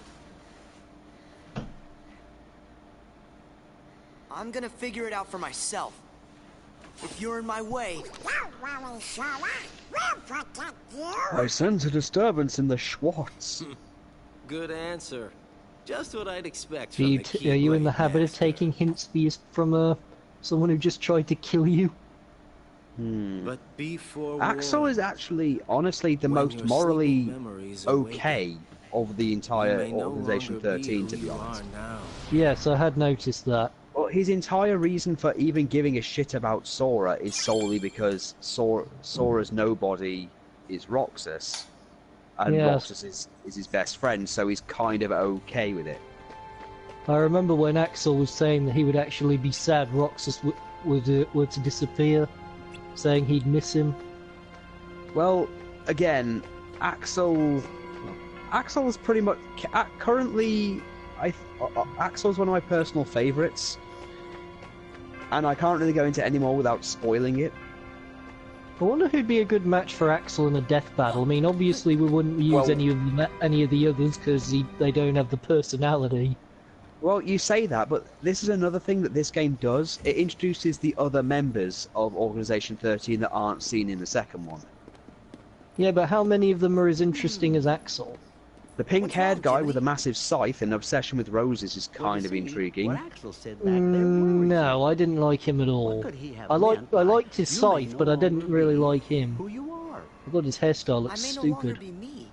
How can I be anyone else? I still like Axel's course. Keyblade. Still, you can't be too careful. It's on Axel- fire. Yep. Feels like That's just a about Keyblade? anything could happen here in Yeah. Castle. Axel's a Keyblade wielder. That's Okay. Oh yeah. Well, We'll be okay. Whatever it is they're cooking up, we'll be able to handle it. I think they've chosen. I think they've made a good choice for their. Like that creepy castle we I think they've made a good choice. The one with all those weird contraptions. I think they've made a good choice for their season finale, Sephiroth versus Virgil. When was that? Yeah, it's something they've done before, so... Well, they did it on 1 minute melee, and Virgil won because it didn't really matter who would win, but... I'm slightly leaning towards Sephiroth, but then I remind myself that I know little to nothing about either character. Virgil, it would depend whether they're using the actual Devil May Cry version or whether they're using the DMC version. Goofy, sure you didn't make it up? Is that the same Halloween Town from the films? Yes, yes it is. Because the Virgil from the games, it would also depend on whether they're going to use his Neo Angelo stuff. Well, on the basis that they used the Devil May Cry from well, it depends Dante on whether they're versus actually using Bayonetta. Yeah, but if they're actually using him as Virgil, or whether they're using the brainwashed version from later. Because literally after Devil May Cry 3, Virgil gets defeated by Mundus and then is turned into Neo Angelo. So he's a completely different character with a completely different memory and powers. Although he does somehow gain some of his memory during the first Devil May Cry as Virgil. And I wonder how many people are thinking right now, Sephiroth's from Final Fantasy, Virgil shouldn't stand a chance. Virgil's powerful, but the thing is, he's about as durable as Dante. It's just that, again, the peak of Virgil's power was when they were... Basically, the peak of Virgil's power as Virgil was at the end of Devil May Cry 3 when he was defeated by a recently awakened Dante. That was as far as his power went, and he did try and fight Mundus while he was still injured. So if they're counting the Virgil when he was Virgil in Devil May Cry 3, which again was the last time he was Virgil, then that would... I think it will be that one. Cause if it's that one, then he's nowhere near as powerful as Dante was than the Dante they used. Because while Virgil was powerful, he was able to be overpowered by a regular human. He was able to be overpowered by Arkham eventually. The overarching problem with Virgil, especially the early version, was that he was driven by one ambition, and it was very easy to manipulate him if necessary. I think we should assume that it's the Virgil from the same storyline as the Dante they used in the death battle against Bayonetta. If that's the case, then he's still not that strong then. Because, again, Virgil, canonically, in terms of being Virgil, only ever made one appearance, and that was in Devil May Cry 3, which was a prequel. And at the time, Dante had only just awakened his devil powers, and by that point he was much strong. He, by the end, was strong, just as strong as, if not stronger than Virgil, and he only got stronger from there. Because I think by that time they were like 18 or 19 or something, so they were just coming up to their adult years, but then that was the end of Virgil. Because shortly afterwards he stayed in the underworld after Dante defeated him. And he ran into Mundus from the first game, and Mundus defeated him with ease and brainwashed him into becoming Neo Angelo. So on the basis of what we're currently talking about, do you think he'll win against Sephiroth? Again, it also depends on which Sephiroth they use. Because it's implied, according to the creators, that the version of Sephiroth from the movie was a lot more powerful than the video game version, but he never used his full power.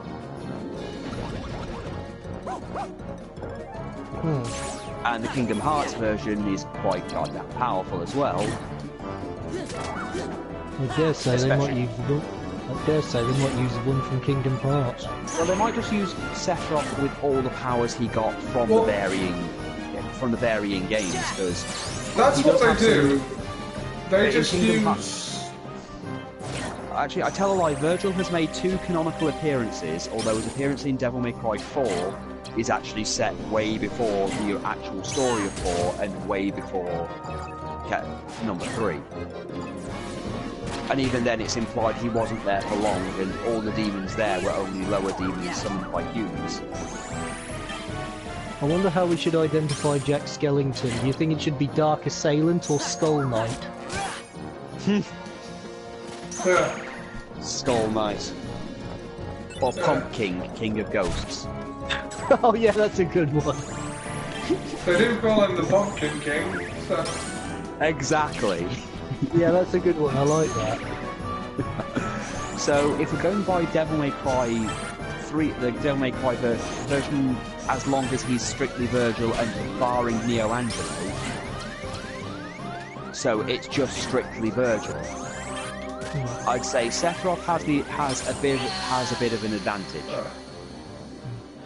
I'll tell you something else. Judging from the picture I saw from the video, it gave me the immediate impression of DMC. Maybe I got it wrong. If it's DMC version, it's even worse. Maybe I got it wrong. Maybe they were just using the image. I don't know. Because to be honest, the DMC Virgil is weaker than the original Virgil. Mm. In fact, all the DMC equivalents are weaker than their actual Devil May Cry versions. Although we are getting Devil May Cry 5 soon, apparently. Oh, it would appear that Ian's looking to join. Do you think we could ditch this and just go straight for Marvel Ultimate Alliance? Let's face it, let's face it, we could have a better time about this. Yeah. What do you think? We've done an hour 45 now, is the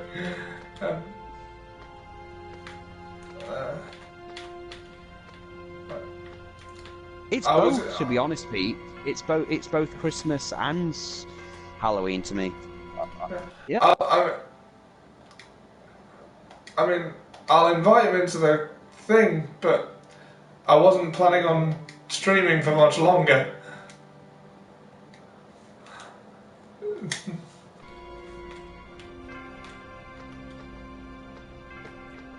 Yeah, well, that's understandable, Ollie. I mean, you were streaming this. Of course you weren't planning to stream it for long. But honestly, taking the idea of who would win, if they're using Sephiroth at his full power and Virgil at his full power, I'd say technically it would be Sephiroth, especially considering the mechanics Devil May Cry 4 implied about his powers, in that Virgil's powers are only useful so long as he stays calm and relaxed. Because then he can focus and do some of his best attacks. If he can't, then he's pretty much vulnerable. Okay. Also, if Sephiroth is able to use his Heartless Angel ability, Virgil's fucked. I believe Ian is... see. Hey, Ian. Hey. How you doing? I'm doing alright. Glad one of us is. Yeah. Halloween Town.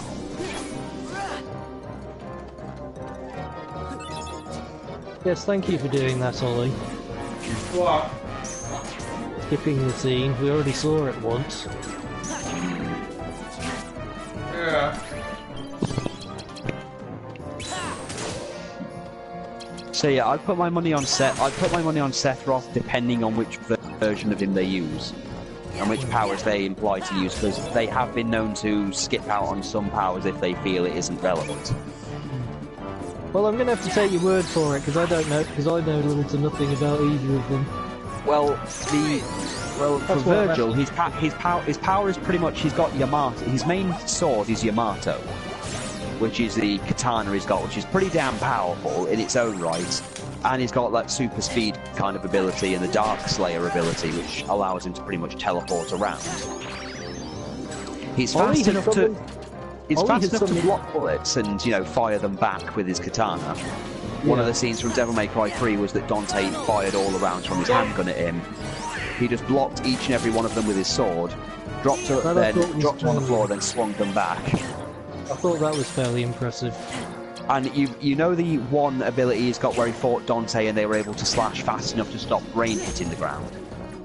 One moment, I think someone just called my name. Yeah, so Ian, what you been up to?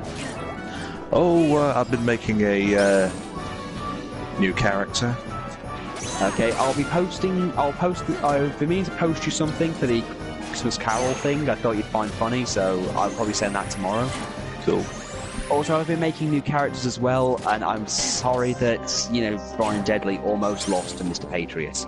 I let the computer do it. I was like, oh shit, this is going to look bad if he loses the title to Mr. Patriot of all people. Although it was a competitive match, pretty good, pretty competitive, just... Well, Mr. Patriot's gotten better. I think that's the excuse we have to make for him now. Okay, I was wrong. Okay. Yeah. Well, although I've done... I did introduce the new Nicole and Sally tag team. I do need to work on it, though. I've finished Riley Styles. Nice. Ollie has played Pluto of Greed. It's actually very appropriate that you call it that. Yes. Also, the Charlotte Everett character I made is actually based off my friend Charlotte. She saw the video, and apparently it caused an uproar last night in an amusing way. My friend Kurt saw the video I put up on Facebook, and he was laughing his ass off because of the cute as puke thing on the back of her trunks. Yeah. And he was like, oh my god, look at that. And then he instantly insisted that Tammy Morgan and Catherine Morgan look like my wife. I was like, I haven't made that comparison? And she went, that's just what he says. And I'm like, okay. But he was laughing at the way you've made the character look and the way it's dressed. I went, well, that's just how wrestling works. It's just how the outfits kind of are. He went, no, I'm not mad. I just find it funny. So there was some good out of it, at least. Yeah. So yeah, Riley Styles is done. Nice, nice, and I can put her and Jessica Spencer together. Yeah. And I'm making a new character, which is pretty hilarious. Is it Payne the Clown? No, I have done Payne the Clown, yeah, but it's not this character. Yeah. Who is this character then? Well, you know how a lot of some of the characters we do are based off Sonic characters. Some of them are, yeah. Yeah. Well, this one is a Sonic character to end all Sonic characters. Oh god, it's not Sonichu, is it? No. Is it Sonic? Pluto agreed. Damn it. Who is it then, Ian? Go on. You want to know? Yes, I hear. That's why I'm asking. Please tell me. All right. His name is Ivo. Oh, for fuck's sake! It's Eggman, isn't it? Well, no, but it is an incarnation of Robotnik. What? Without diabetes? That's right. For no adequately explained reason, like in No, that he's Sonic fat. short thing where he's dancing. No, he's fat. Oh god! A new tag team partner for Mr. Patriot? No. I say he's more of a tag team partner for William Williamson. Oh god, yeah. Oh yeah, Ollie. Just so you know, William Williamson is still going. You know, it's funny really, because He's the more last time British. when I was at Comic-Con last month, I met this one cosplayer who I didn't recognise, and he said he was Dr. Eggman. The reason why I didn't recognise him is because he was skinny, and he says, I lost some weight. Okay, that works. Pingus! I Just be said grateful to he him, wasn't. apparently Just be he had grateful a he wasn't shave as the. well. Just be grateful he wasn't the Sat AM version, or the one that had the nervous breakdown. No, I just said to him, I think What's you wrong had with a the shave as Sat.AM well. version? Because that would have scared a lot of children with the whole, oh, that's good. Oh, that's very good. That warms the goggles of my Okay, well, Ivo's based on the Pingus one. Oh, fuck's sake. What, you mean the leather gimp version? Yes, right. Ollie, why The have you just version- died? The version... oh god, that version. Is it just my imagination, or are we talking about Sonic the Hedgehog so much that we've completely neglected the fact that Ollie has died twice? Hey, death in this game is going to happen because look, I can't attack unless I have a card. Hit him with your Keyblade. I can't. The card didn't tell me I could. Oh, this is an interesting game. You can lose by deck out and life point loss. Looks like Ollie's going to the Shadow Realm.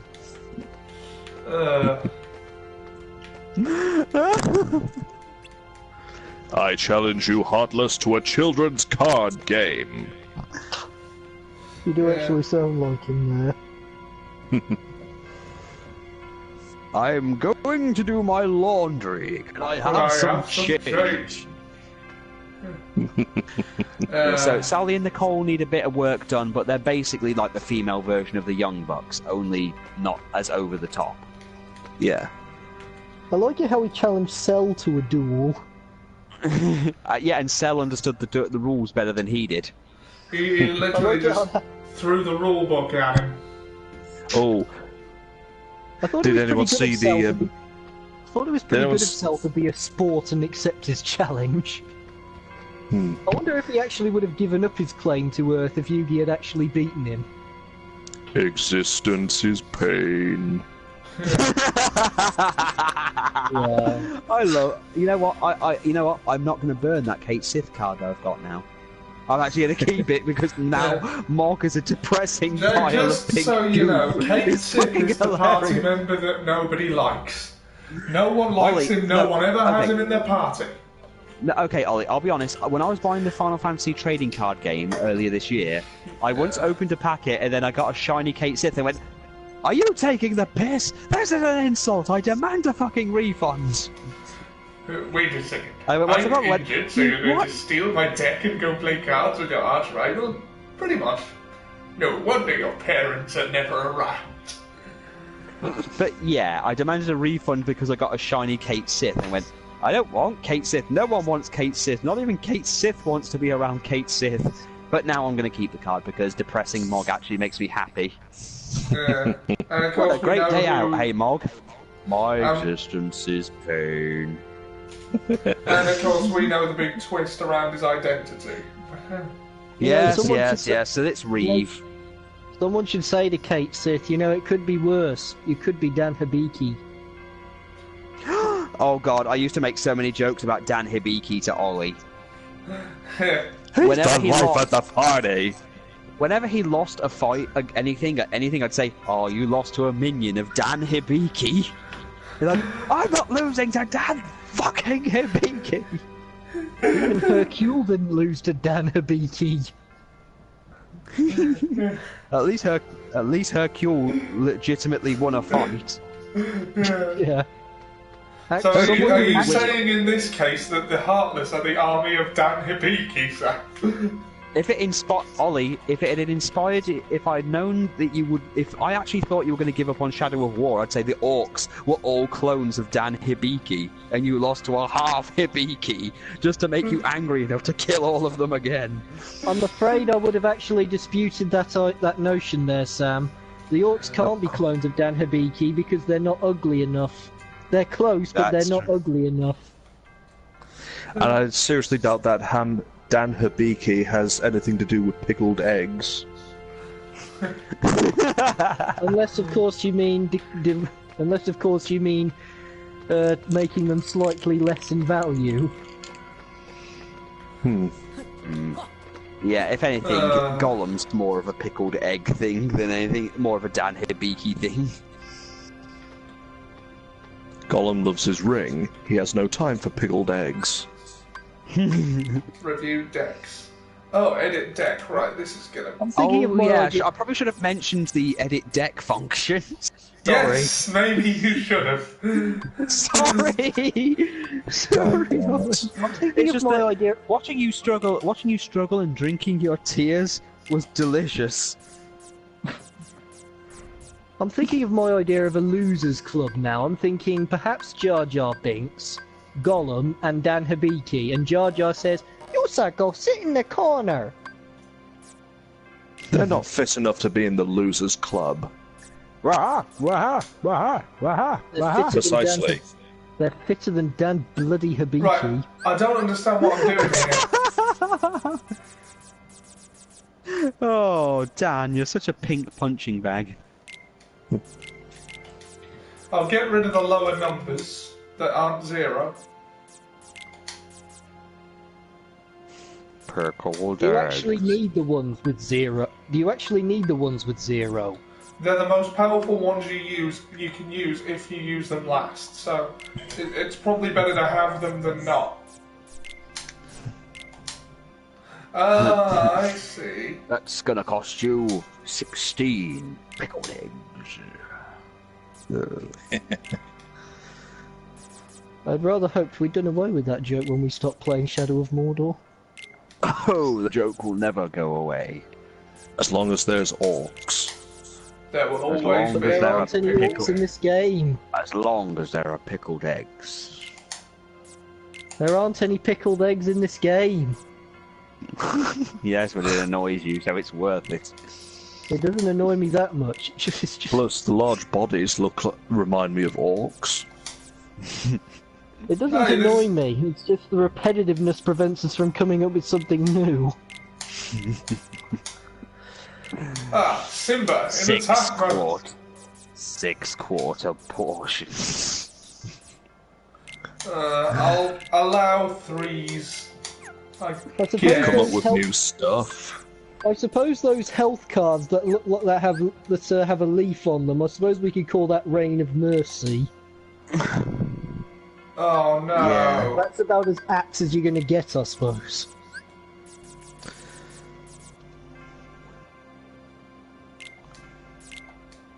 Right, no, I can't have them. Alright, I need to lose. Remember, Ollie, you have to build a balanced deck of monsters, magic, and trap cards.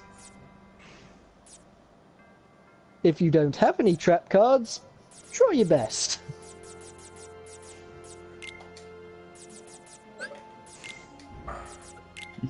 I suspect you don't have any trap cards. I don't think trap cards are a function of the game. Okay, alright, that's the best deck I'm getting so far. Alright, I'm gonna give this one more try. I think we're past the 2-hour mark and all. Yeah. So yes, I believe this will be the last try, and I will amaze that you actually lasted this long.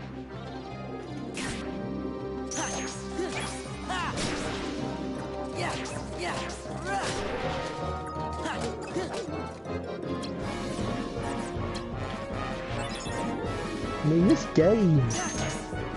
I mean, the idea that you have to go into different rooms in a specific order. I summon Simba in attack mode. Gar. Pumpkin King of Gold. No, that didn't work. Screw it. Magic.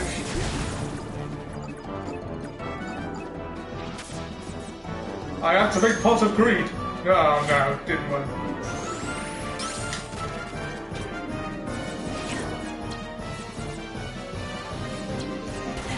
Now remember, those health cards are Reign of Mercy. I don't know about the Star one though.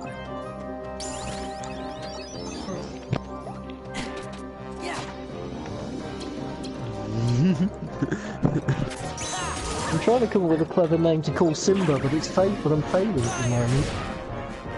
Oh, I know. Chimera, the king of mythical beasts. Okay, that works. Is either that or drop that's tiger. actually pretty powerful, actually. Everything that light touches is our kingdom. What about that over there? That's Nuneaton. You don't want to go there. You must never go there. Oh. Yeah, that's pretty much Nuneaton in a nutshell. Reign of Mercy. What? Doc Magician. Doc Magic Attack.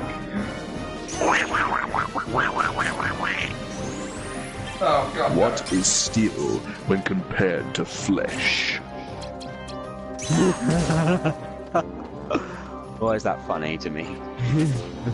Reminds me of the Magna Guards from Star Wars Episode 3, the PS2 games. Those Die, things actually Jedi talk. scum! Oh, what did I say? The age of the Jedi is over. I also liked how their feet were magnetized and they could move along the ceiling. Alright. Yeah, episode 3 really did the Magna Guards well, I think.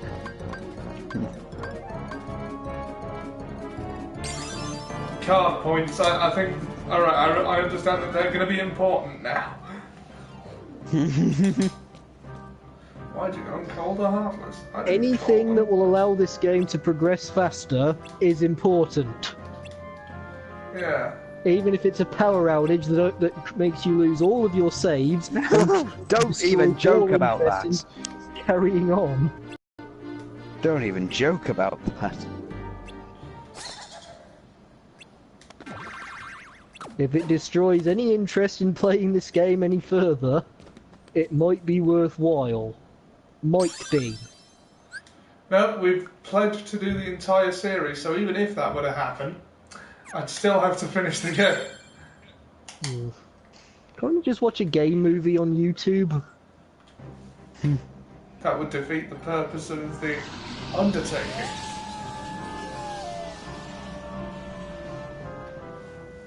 It seems to me we're we just playing have this to go so that through... nobody else has to.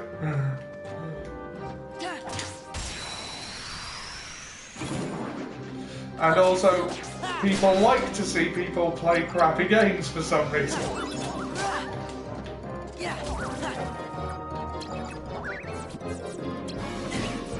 The only reason why I don't watch as many walkthroughs is because it's not the way I would have done it. Though sometimes I just give up and say, yeah, I wouldn't want to play it anyway.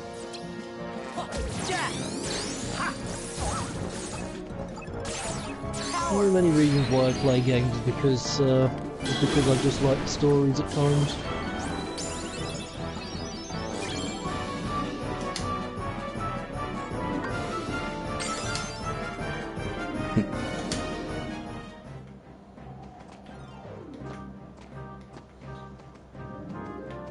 Okay,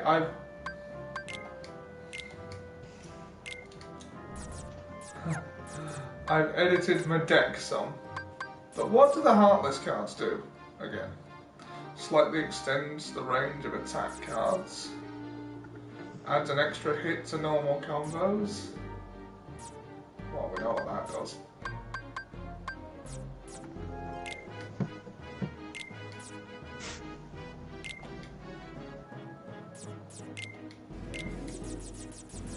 You know, when I first watched someone play Kingdom Hearts, it was the first game.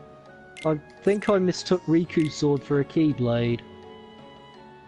Well, Riku does get a Keyblade in the end anyway, so technically what he was wielding was just a sword of darkness, because throughout the first few games he surrendered himself to darkness. In fact, the other half of this game is literally playing as Riku. Yes. So he's a lot simpler to play as than Sora is. Well, there's something for you to look forward to, Ollie.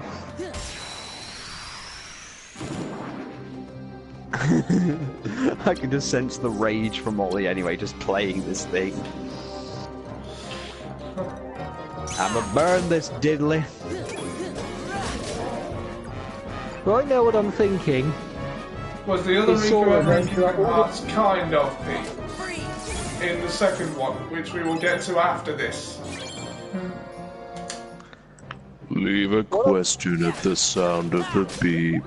Beep. What I'm thinking of right now is Sora going through all the rigmarole to get through this castle, and then at the end he finds the Doctor, who just manages to get past every door through the sonic screwdriver, and Sora just goes, "What?" Look, we deal with this all the time. Resident Evil fans have had to deal with the fact that they go through a locked door and happen to find someone who is in there with no indication of how they got through without the one key that exists. Reality is a cruel mistress. What's his name? Spike. I think I remember... What? Which is the one that gets eaten by the snake? That's Richard. He didn't get eaten. Well, technically he can. Actually, he does in the remake. Oh, I thought he just gets poisoned. No, in the PS1 version, you couldn't rescue Richard no matter what you did. If you actually heal the poison as Jill, He rests for a little bit and says he'll join you later. Then when you go and fight Yawn, he comes in and joins you and then says he's going to finish the job. After you defeat Yawn for the first time, Richard puts his shotgun down, but then the snake then goes for Jill. Then Richard jumps in the way of the snake and then gets eaten by it. Unless you play as Chris, in which case he survives all the way to the guardhouse and then a shark eats him. I think that's the version of a game movie I saw. Yeah, they usually get, the thing is there's no actual coherent story for what actually happens, what story actually happened, which scenario is true, because they go off by both scenarios are true, but, you know, certain things happen in both of them. But the general accepted version from the Wii version, or at least, you know, not the Wii version per se, but the Umbrella Chronicles, is that Chris and Jill did travel the mansion together, though for some reason Barry isn't around.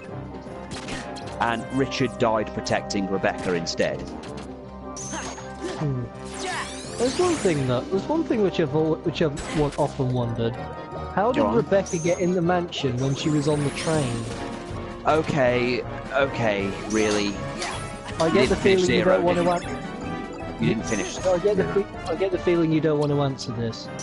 I get the feeling. No, it's more the fact of, what do you mean? How did she get to the mansion? She got it to at the end of Zero. Basically, the train was in the Raccoon Forest and made its way to the training facility.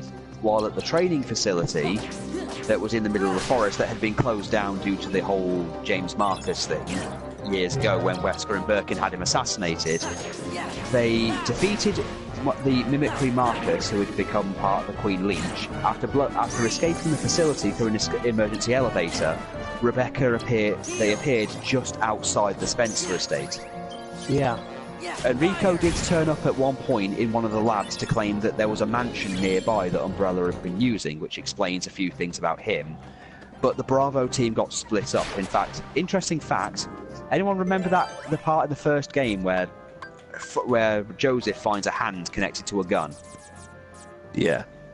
In the original N64 version that got cancelled, there is a STARS member who falls through the train door, the train window, and he's got a hand missing. That it's meant to be him, but then they changed it, so Edward keeps both of his hands.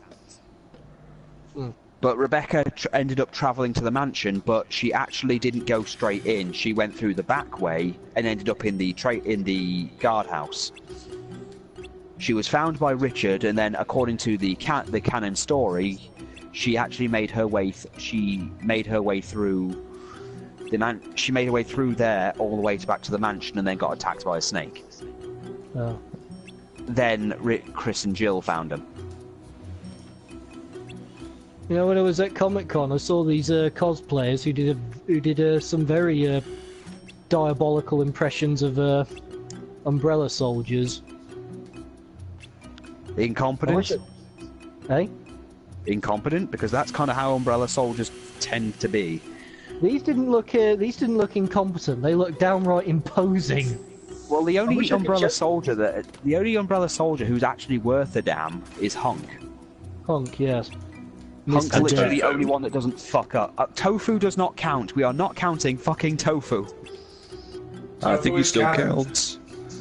Oh, fuck, fine. The Bean Curd is also one of the best ones, considering he got out of Raccoon City armed only with a knife. I got through all those zombies thanks to my trusty fruit knife. Yes, Tofu is Brian Blessed now. I wish I could show you those cosplay photos. I think you might like them. I might do. Anything else from Resident Evil that's confusing you? Well, a lot of things. I can't explain why you're not able to pick up the MP5s that the Umbrella soldiers had in Resident Evil 2.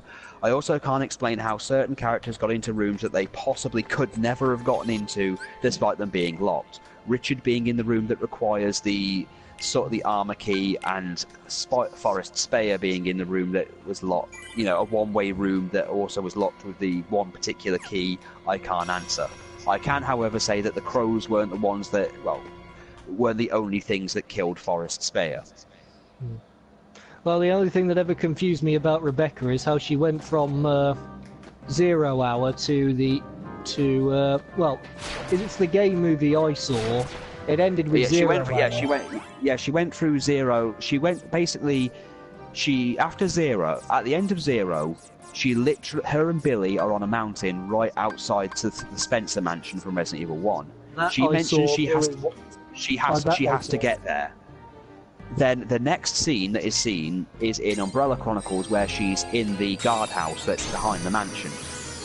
She basically travelled through the forest and somehow made it into the guardhouse. She was basically worn out. This is one of the arguments I've had to debunk a few times when people go, why is Rebecca useless in Resident Evil 1 when in Resident Evil 0 she was blowing away zombies and everything with a grenade launcher? I put it down to Resident Evil 0 happened an entire 24 hours before the first game, and Rebecca is literally, it's her first mission, keeping in mind that she's 18 years old, she's just joined the group, and she's literally had to spend the night fighting the dead. Quite a few of her members of the team are dead, and she has no way of contacting them, and she's literally reached her limit when Chris finds her. Given how she handled herself with those parasites when Billy rescued her, I'm actually surprised leeches, she Well, again, she only survived due to Billy, and when she got to the mansion, I like to think that she ran out of ammo by the time she used up all her ammo making her way to the mansion, and even possibly fighting the snake because in the remake, she's found with Richard, whereas in the original PS1 version, she's found inside the save room. So I like to think that she used up all of her ammo helping Richard fight the snake the first time, but then he got bitten protecting her, so things happened.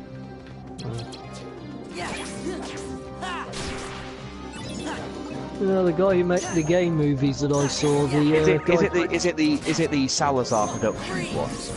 Yes, it is. Good. Then I know the exact ones you're talking about. Yeah, they're very good at helping you get across some stories themselves. Although I will warn you ahead of time, the stuff like Resident Evil Survivor, they might as well not be canon, but unfortunately they are. They might as well not be, but the only point of Resident Evil Survivor is to explain where the T-103s come from Resident Evil 2, and which ending of Resident Evil 3 was canon. Spoiler alert, the correct ending for Resident Evil 3 is the one where Barry comes and rescues Carlos and Jill. How does Gaiden fit into all of it?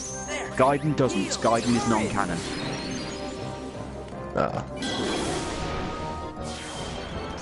It wasn't made by Capcom in studio, it was made by the N4, by a defunct company called N4, and that's a lot of inconsistencies, like Leon becoming infected and Barry turning up before Revelations.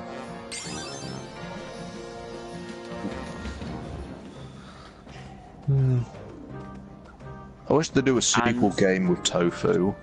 Well, they're remaking Resident Evil 2 right now, apparently, so who knows, we might get Tofu back, and apparently the people who have made the board game have claimed that Tofu is going to be a playable piece.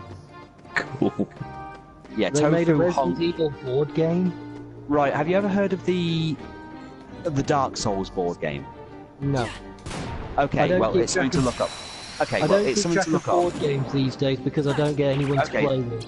Okay, there is a Resident Evil 2 one coming out that has been officially ordained by Capcom. It's 2 to 4 players, I think, and it only covers 2 at the moment. It was a Kickstarter project that got funded within the hour of its announcement, so you know that thing. It should be released next year, but they announced that there'll be Leon and Claire are playable characters, as are Annette Birkin, Punk, Ben Bertolucci, Ada, Tofu was an extra piece, Brad Vickers, and Zombie Brad Vickers are actual monsters in the game as well. And they have talked about making a Resident Evil 1 version of the board game, but, you know, that's something they've got to work on. For the longest time, the only thing I've ever had to do with board games is annoy my mother by pointing out Monopoly. She really hates Monopoly. I've got Scottish Monopoly, so that's a thing. Well, yeah. So yeah, the Resident Evil board game is a thing that exists. If you want more information on it, you can literally just do a YouTube search of it, and there's actually a lot of explanations, and there's even a video of the people who created it playing it to explain how the game works. It does actually work it pretty well from the looks of it. Possibly. I'll never know. I'll never get anyone to play it with. Well, I'm probably going to pick it up at some point. I mean, the price tag alone is a bit much, but considering what it is... I mean, I love board games, don't get me wrong. It's like 90 quid, though, but I would recommend looking at it just to see how... Apparently this is how the Dark Souls one and quite a few other video game-based board games work, because they have found a way... My first question was, how do you get something like a video game to work that way? And they actually found a way to get it to work. I mean, Saturday I discovered this board game club where they play Star Wars miniature games, and I thought to myself, that's interesting, and then I realised it's on a Tuesday, the very last day I could possibly ever attend. So yeah, I found that a bit annoying. It had to be a Tuesday. Okay, to answer Peter's question, was the other Riku in Kingdom Hearts? Yes, she was. She was in Kingdom Hearts 2 as a fairy, and the part was reprised by Tara Strong. I knew all the was going Yeah. So yeah. Were you waiting that long to answer? Well, no, I just noticed the question. So yeah, that's your. If you're wondering what's happened to Rebecca since Resident Evil 1, there isn't really an answer anyone will like. Although, do not trust the official Resident Evil encyclopedia about it, because it's been very badly translated and lists her as dead. She isn't, because they've just released that new movie that's canon, and she's alive and well in that. Hey Ollie, do you need a card to block incoming attacks? I mean, I saw you just standing there taking hits. Ollie's a sadist. Well, a masochist. Well, you can dodge roll, but there's no blocking card. Not yet, at least. Oh, goodness, this game is ridiculous. It really is, and you can imagine. This is just the PS2 version that came out later. Imagine how bad the first one was. Yeah. Is it really worth the suffering? For the story, we promised we'd do it, so we're doing it. And this time, Ollie can say, "Hey, I've played it and I'm done." I do think it's a good idea to get it over with, but I would have rather have got it over with nice and quickly. Well, yeah, Ollie actually said to me before we started this, it's just a Game Boy, it's a port of a Game Boy Advance game. How long can it be? And I'm like, I'm not going to answer that question. You probably should have done. It might have discouraged him. I know, but what can I say? I honestly, I don't know how long it would take. I've honestly forgotten so much about playing, because I played this back when it was on the Kingdom Hearts version on the PS3, so it's been a long time. I mean, when I played the game movie, when I watched the game movies on YouTube, I enjoyed the bits that I was capable of enjoying. But to be honest, once it was over, I was quick to even forget those moments as well. I mean, I only really just remember Naminé, and that's about it. Yeah, Naminé. Fucking hell. It's another can of worms. Is she still Kyrie's nobody? Well, no. Kyrie's nobody is actually introduced in the game movie afterwards. Yeah. I can't remember her name, but there is actually Kyrie's nobody just looks like her, but with black hair. Oh. So she's only in the she's I don't know how Naminé. I can't remember exactly how Naminé comes into it, but I first thought she was Kyrie's nobody, but it turns out she's not. It was never confirmed, but yeah, that was the assumption. Well, because her nobody is pretty much in that next one, Kingdom Hearts 300 something days. That's when she comes into it. I'm probably going to sound completely stupid now, but when did Kyrie ever become a Heartless? Well, she lost her heart. It still counts. Yeah, she lost her heart at some point in the past, so... Yeah. So, well, in the first game, counts. so... Yeah, it does. That's how a nobody was created. Because when you lose your heart, you become you get a heartless and a nobody. So we're going to see... When we're going to see... I know the heartless becoming heartless. I know the heartless becoming the nobody thing, but yeah, but then also if you kill both the heartless and the nobody, then the original person comes back. That's a law that they like to protect. They just invented at one point. But yeah, if someone gets killed and becomes a heartless, then it creates a nobody. But if both the heartless and the nobody are both killed, then the original person that they were created from will come back again. That's how Axel comes back. Does that mean that all the members of Organization 13 are now alive as well? All of Organization 13, when they died, the theory is that they all came back because at one point Axel turns up, but he's no longer calling himself Axel. He's going by his real name. Lee. Yeah, he's going by Lee, because apparently everyone in Organization 13's name, their real name is just part of the name they have, but without the X in. I wonder what their heartlesses were. Well, look at It's an Roxas. anagram with an X thrown in there. Yeah, it's an anagram with an X thrown in. That's basically how the Organization 13 works. I wonder what Organization 13's heartlesses were like. Well, one of them is Ansem. Yeah. Though he's not actually Ansem's heartless, he's actually Xehanort's. Isn't his real name William? Isn't whose real name William? Look, Kingdom Hearts is messed up to begin with, so there's a lot going on because again, Tetsuya Nomura has forgotten a lot of what was important in terms of plot. Well, some of their interpretations of Disney characters was pretty good, although I did not like Jack Sparrow at all. No, of course, I hated the Jack Sparrow thing. What I don't like is Tetsuya Nomura's whole thing of forgetting that Aqua knew that Sora existed. Aqua fully knows that Sora exists. She interacted with him in the Birth by Sleep thing, and when he can't even remember one of the endings he did because he redoes the original ending for the original secret ending in the new Birth by Sleep and forgets what the Aqua already knew who Sora was. I think we're ignoring Pete again. Axel. It was an Axel Rose joke. Well, he did say he was waiting for one. Yep. Yeah, Kingdom Hearts. Keyblade. Why do you need cards to open the doors? He's so angry. Yeah, Kingdom Hearts' lore is way too complicated than it needs to be.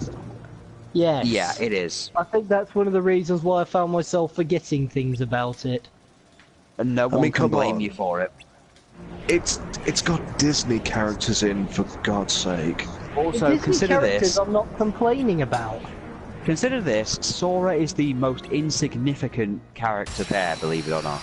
Yes, he is. Because the whole point of one of the games that isn't very good, apart from it being a crossover with the World Ends With You, which is a game that I doubt a few people who play this even played, is literally just to see whether or not Sora and Riku are worthy of becoming Keyblade Masters, completely forgetting that the way they actually determine Keyblade Masters is completely different. They send them on a quest, it turns out that Sora failed and Riku passed, so Sora gets to become one of the 9 Keyblade wielders that will join the war. Sora apparently isn't able to because he couldn't control his power in time. So, Kairi's technically a Keyblade Master, so is Riku, Sora isn't. Doesn't Sora spend a lot of his time being led on by the nose in this game? Sora's got one of those kind of things where he's a fuck-up, and he's basically easily led astray, but he's got the pure heart thing, so it completely overshadows everything else that he does. Okay, you didn't have those in The Nightmare Before Christmas. Snake eyes! Yeah. I mean, I prefer the main characters from was it Birth by Sleep? I preferred Birth by Sleep because it felt a lot less childish than this. And I felt that I really felt like the connection with the three characters. Oogie Boogie is apparently playing a lot of Skull Dice. Yeah.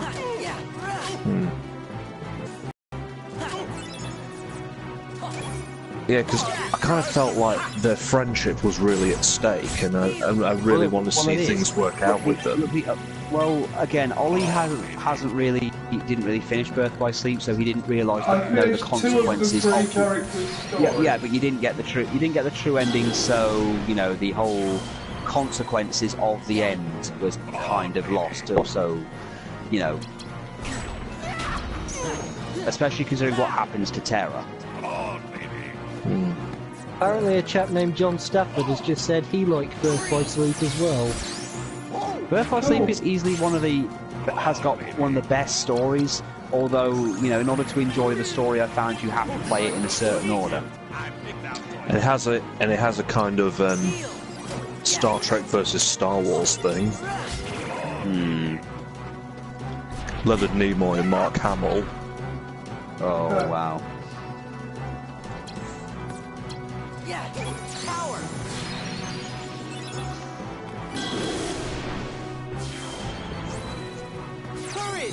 Wasn't that the first time that Brett E1 played Mickey Mouse? I think so, yeah. It was an I, isn't it? Yeah, it is, yeah.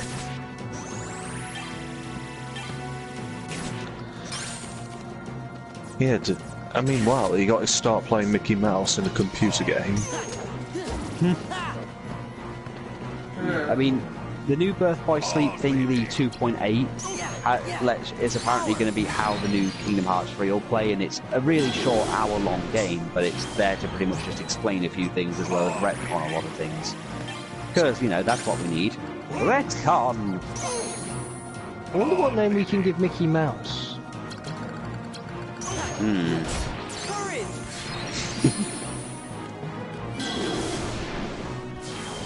Have you ever heard of a graphic novel called Ricky Rouse Has a Gun?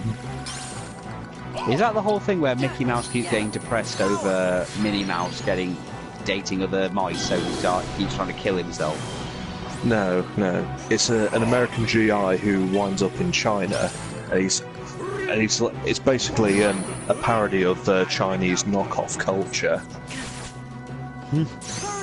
And they make like a fake Disney. They make like a knockoff Disneyland, and they make him wear a costume called Ricky Rouse. And basically, there's this scene. It's like he's trying to explain to Ricky Rouse's creator. He's like, dude, don't you think this is similar to another character? And he's like, I don't know what you mean. And he's like, well, don't you think Ricky Rouse is kind of a rip-off? And then he's like, a rip-off? Let me tell you what is a rip-off. It's like American movies making remakes and reboots like the public has amnesia or something. That is a rip-off. Ricky Rouse is an original character. Yeah, by Vanilla Ice logic. Or, Christian Weston Chandler logic. Yeah. So, it's kind of funny because it's I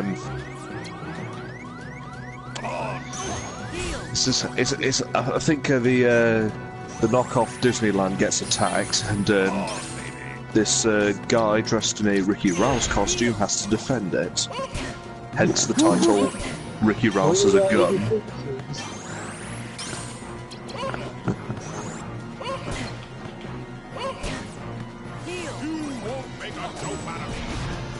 Oh god damn it, I'm run out of cash. This isn't gonna work. You get past the force field and now you've run out of cards. I don't think I can win at this point, to be honest.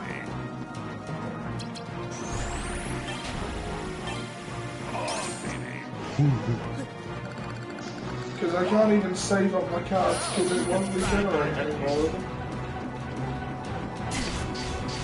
Shit. You can't even just give him a basic attack. You have to wait until you have a card. Give me a card for a basic attack. Yeah, I know, right? If EA was doing this, they'd make you have a loot box just to get a new cards to attack. Sake. Why does that make so much sense? Fuck EA. Yes, fuck EA. I really hope that you know, Disney take away the Star Wars franchise from them. Ollie, if this game was pay to play, would you keep your promise then?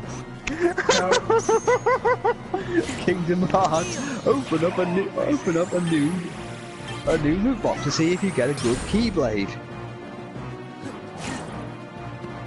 I feel like Jamie Lannister asking Brienne of Tarth if she... Also... Yeah, there's basically no way I can win this at this point.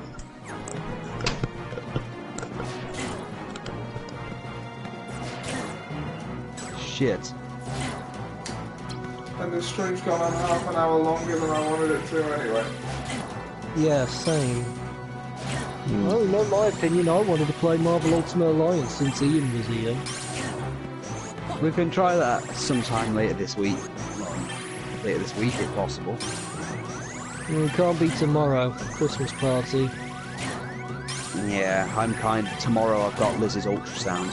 Well, her first midwife appointment. Wasn't that in The Simpsons? Ah. What was the last time you spoke on? Sorry? Never mind. Oh, okay. This might interest you, Ian. Apparently, Sega has just released its first financial report. Sonic Mania is the most popular Sonic title around new Sonic titles released in the past 15 years. I'd review your deck before you go back in there if I were you. Suck it, Forces. Yeah. Well, anyway, I think I'm going to call it here.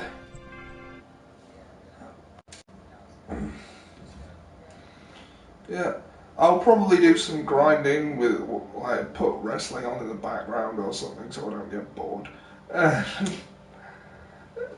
So that I can become strong enough to actually breeze through this game in a way that doesn't irritate the viewers as well as myself.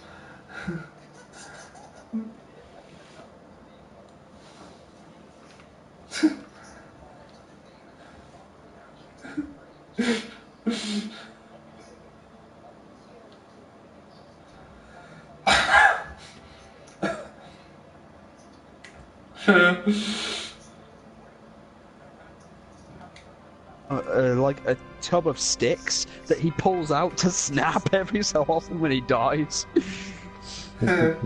Oh, here's a thought, Ollie.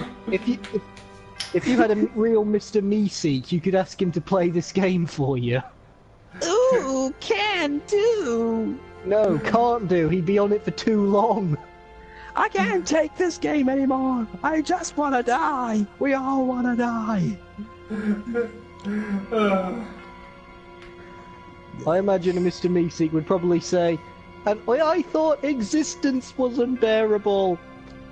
Existence is pain. Especially doing Meeseeks. So yeah, when maybe Thanks is for anyone watching, free on anyone Wednesday? that did. Wednesday. I'm not.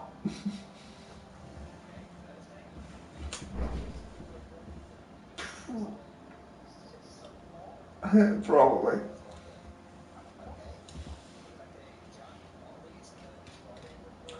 I'd work with. Yeah, all right. Friday works. Alright, watch this space. And stay tuned for...